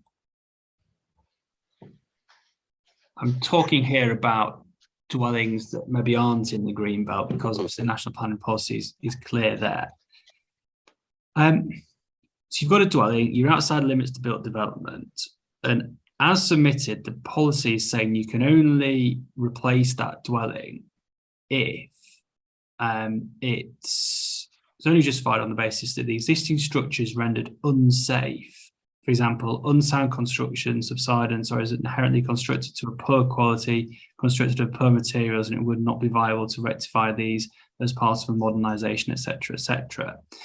Is that justified? If I've got a house and it's outside of a settlement boundary, I presume, well, potentially it's irrelevant where it is. If I've got a house and it's no longer efficient and it no longer serves my purposes, and we've heard obviously today about adapting dwellings, etc., etc., and I want to knock that house down and build a different one to my specification that meets my needs, why do I need to demonstrate to the council that the current one is unsafe? Yeah, if I could take this one. Yeah, as set out in the paragraph 1 of question 1 on page 3 of the council statement for this. One of the overarching objectives of the MPPF in achieving sustainable design is the environmental objective. And this is to minimise essentially waste and pollution and mitigate against climate change and reduce carbon output. So in line with this, the council are taking a stance where we're trying to use what we've got and reuse existing buildings and reduce carbon output. And that's reflected in a number of our policies. This policy, certainly in policy EM1, sustainable design, in policy ED5 as well, the rural conversions policy. So that's our starting point, really. We'd like to see buildings retained for that reason, but also to protect the character, to protect and conserve the character of the countryside, its intrinsic beauty and locally distinctive character that we have here in Tunbridge Wells, and that's across the countryside, not just in the AONB. So that's our stance. Just taking the second point, you've got other policies in the plan. So using my scenario, I don't have a house that I want to knock down, by the way. But if I did have a house that I want to knock down, anything that is replaced, you've got plenty of policies to make sure that it's built back at an appropriate size, scale, character, design, materials. And the first point seems to be exactly the point why people may want to demolish an existing property. It may, obviously, look at the news every day about climate change, fuel prices, energy efficiency, etc. It may be exactly that point that somebody says, well, I've got this old, inefficient building. It doesn't meet my needs in terms of potential disabilities, and we've talked about as well. So it's not meeting my needs. This old, inefficient building, actually knocking it down and building something that was far more suitable and appropriate and efficient is exactly the sort of thing that would accord with those priorities that you've just talked about.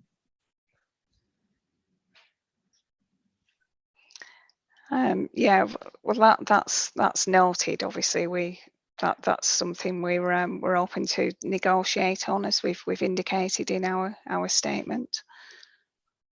I don't know if any of my colleagues would like to add to that. I think the point is well taken, and I think the example you give is very apposite. So what I'm going to do is consider the drafting of this in light of those comments, and discuss it further.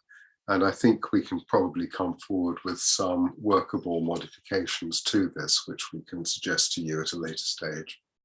Yeah, I completely agree with the sort of scenario where you've got the you've got the sort of local vernacular of sort of historic buildings that may not be listed buildings, but are clearly intrinsic part of the character and appearance of a rural area, where clearly you'd say, no, we don't want those buildings to be knocked down as part of replacement dwellings for sort of large modern dwellings that aren't going to fit in completely. That is entirely appropriate.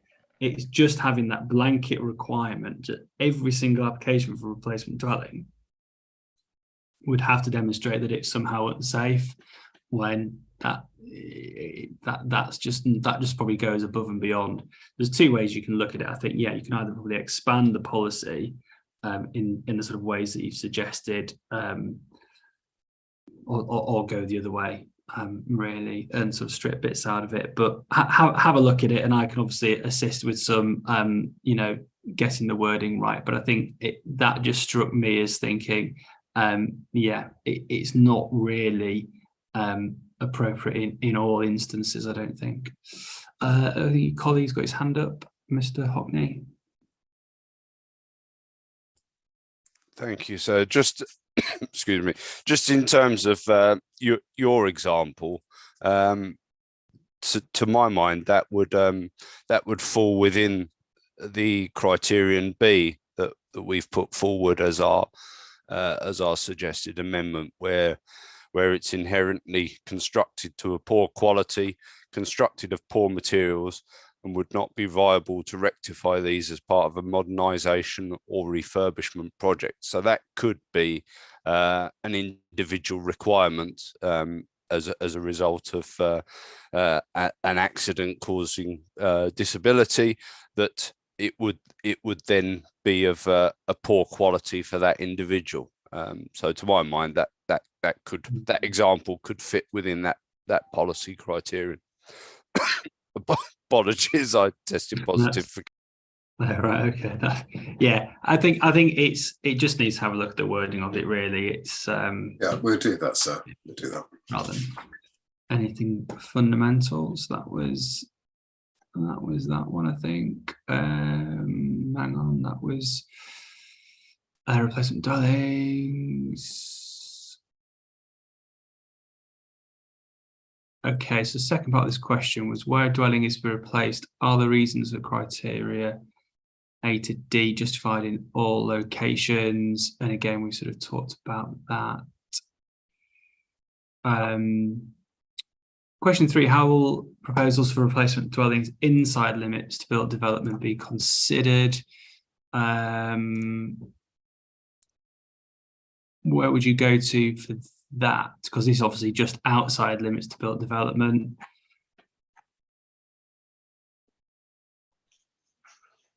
Is there another policy in the plan? I'm not for 1 minute suggesting there needs to be. It was more a question for my own understanding of the plan, really.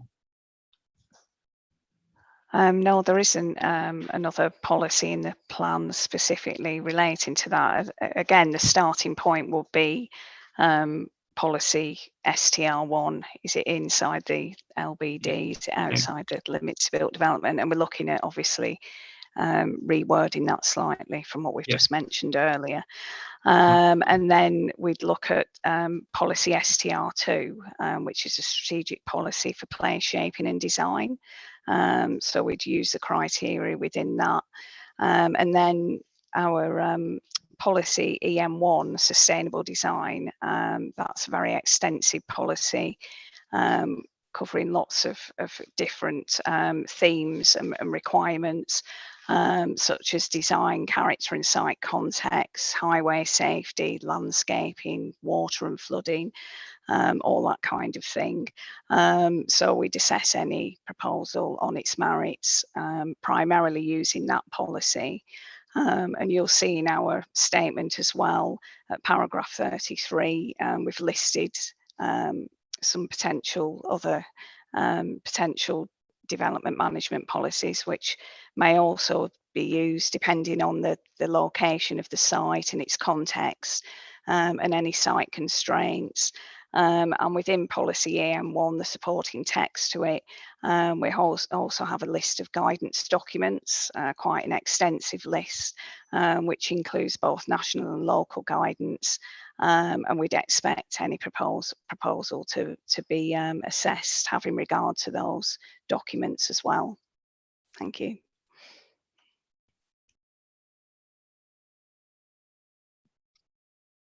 Just on your replacement dwelling policy,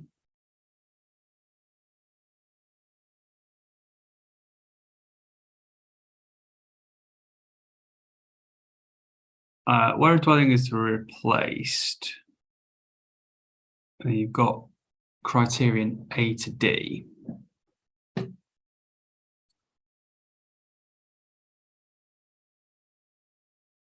Says criterion B, any proposed increase in volume, including any previous additions to the property, will not result in an increase of more than 50% of the gross volume of the original dwelling.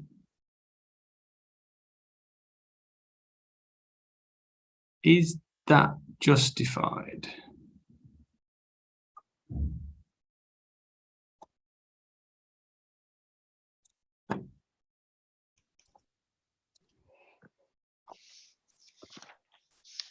If you could just bear with me. Yeah, I think we've set out the justification quite clearly under question 2 on page 5 of our response. So you're basically asking that question, what are the reasons for criterion A and B, and are they justified in all locations? And at paragraph 14 in our response, we say that criterion B sets out the volumetric limits the 50% or the maximum of 250 cubic metres. And we consider this allows some flexibility and sets clear parameters and expectations of how much a dwelling can be increased by in the countryside. And at the same time, we think it's an appropriate limit to minimise its visual impact on the rural landscape. And we go on to say further on in our response that we currently use this threshold in our existing policy, which is policy H11 of the Tunbridge Wells Local Plan 2006, which is called document 3.120. We have a 50% limit in there, and our DM officers have found that a good thing to use, particularly for pre-applications discussions, as again it sets a parameter, and quite often a result of that is a successful planning application going forward. So it's a balance of, or a mixture of providing clear parameters, and also it's considered to be an appropriate threshold in terms of the impact a proposal would have on the rural landscape. Obviously, the NPPF under the Greenbelt policy allows for the replacement of a building, provided that the building is in the same use and is not materially larger than the one it replaces. So what that's saying is you've got a building, as it stands today, you can knock that down and replace it with another one, provided it's not materially larger than the one it replaces. I'm just thinking, does your policy do that? Because does your policy not then say, well, actually, you've got to take into account any previous additions?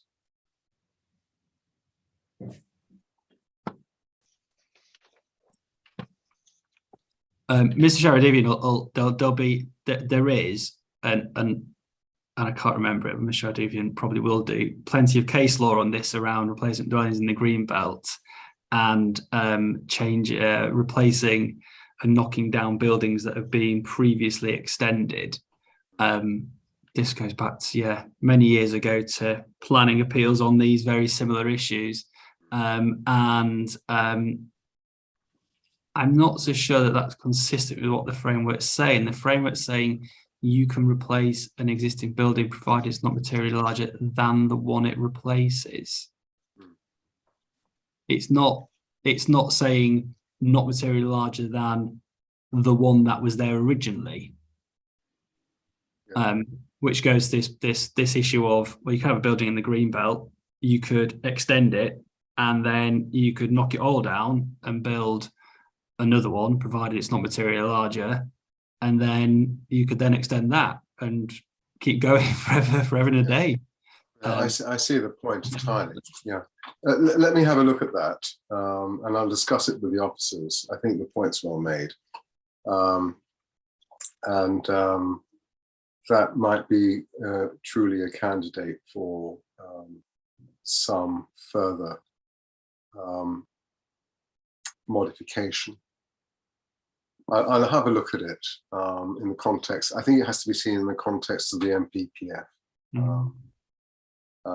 And I'm not sure if there's any reason to make an exception for non-Greenbelt land beyond settlement boundaries, but I'll consider it and just see whether that distinction needs to be drawn as well.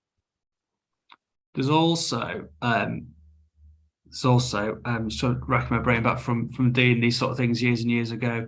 I'm pretty sure there's case law about outbuildings as well, and whether or not your typical, small scale domestic garage that's immediately adjacent to the house is part of that building.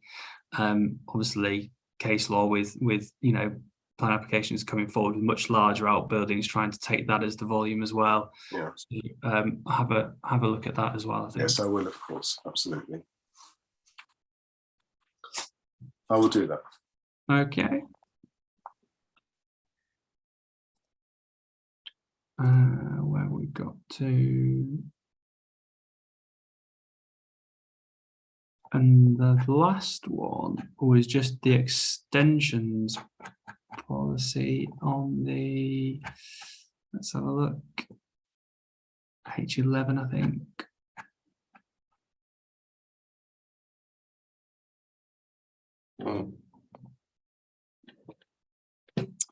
So this is again residential extensions outside limits to built development.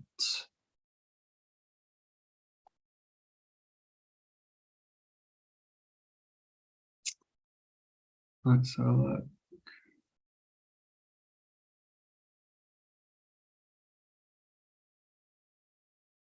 Yeah, so you've got a requirement there at the bottom of the policy. It says residential extensions outside the limits to built development shall only be permitted where, and then you've got this disproportionate addition over the size of the original dwelling.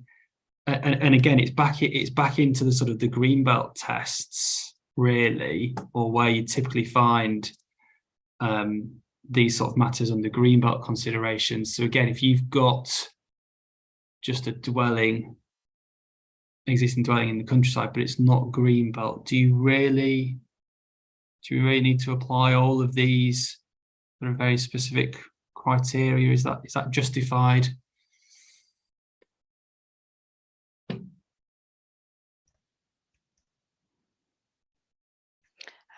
Yes, we think it is, given obviously the rural landscape of the borough is important, and this is set out in the council's landscape character assessment as a starting point, and that's core document PS 019, and it describes the merits of the landscape and the important features, but also at paragraph 3.2 on page 28 of this document, it sets out current and potential future changes in the landscape which could result in a detraction from its character, as well as possible enhancement opportunities. So in terms of extensions, I'd refer you to bullet point 5, which is under this paragraph in the landscape character assessment, which talks about the intensification of modest rural properties through extensions and the addition of large ancillary buildings, etc. And it says this could result in a loss of smaller and mid-sized properties and increased suburbanisation, undermining a balance in the historic settlement pattern and rural character. So the consultants who wrote this document for us recommend that the local planning authority seek to limit extensions and ancillary buildings to modest proportions and to retain tight residential curtilages. And this is essentially to protect the rural landscape and stop further detractors and further damage to the countryside.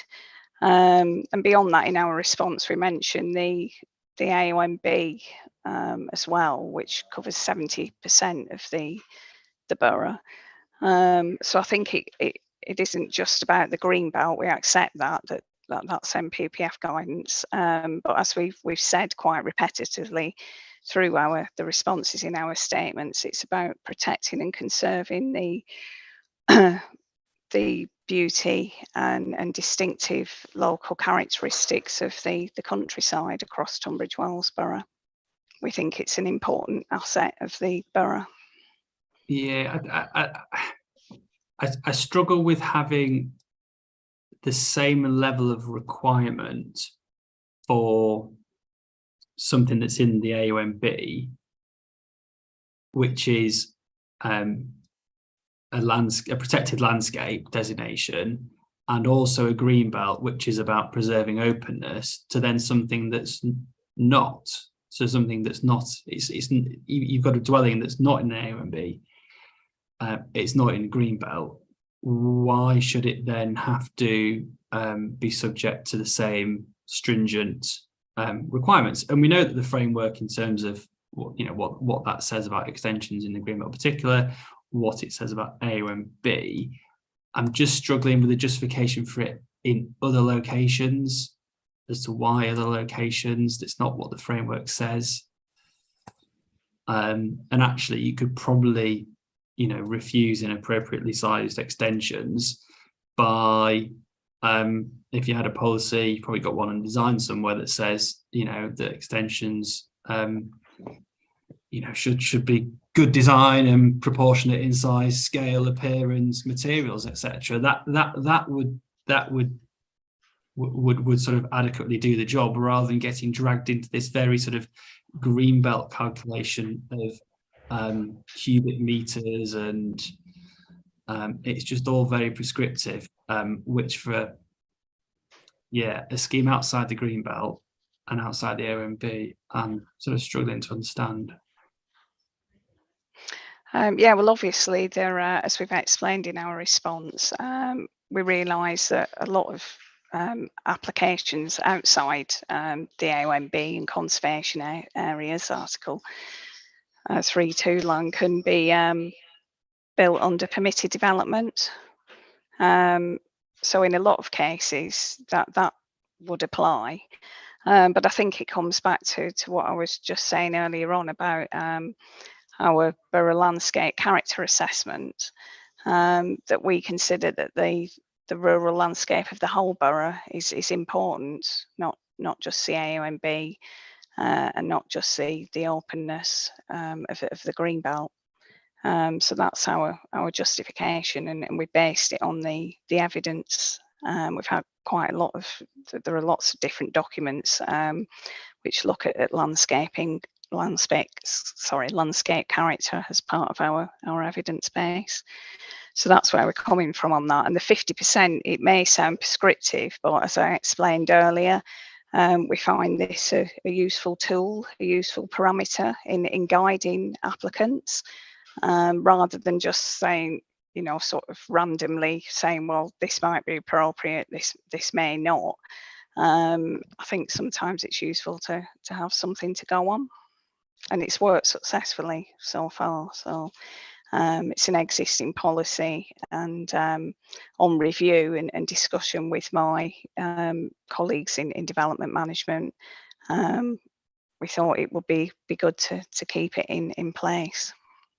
Okay, leave that one with me, and if I can leave the other one with yourselves, just to as I said before, just about replacement dwellings in particular, and just that point about the original dwelling versus dwelling replaces, etc. Then it's just about making sure that these things are sort of really sort of tightly drawn up in their wording, because it goes back to the framework. The framework talks about disproportionate additions over and above the size of the original building, whereas it talks about the replacement of a building which is not materially larger than the one it replaces, and it's quite an important distinction.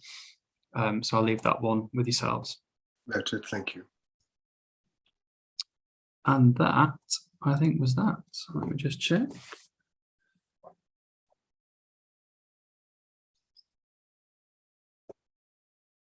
Okay, I didn't have anything else unless anybody remaining on the call does. Not from the council, sir, thank you. Nope. And is Charlotte still there? Charlotte, I believe we're back on for 9:30. 9:30 start tomorrow. Yep. Yeah, we've got some sites. We're looking at the sites tomorrow. This was Royal Tunbridge Wells sites. You asked me about the afternoon session, or was it the morning session? Afternoon. It was the afternoon session, and I believe it was Spratsbrook Farm. Yes, the council just asked if you could push it to the top of the list in the afternoon due to officer availability.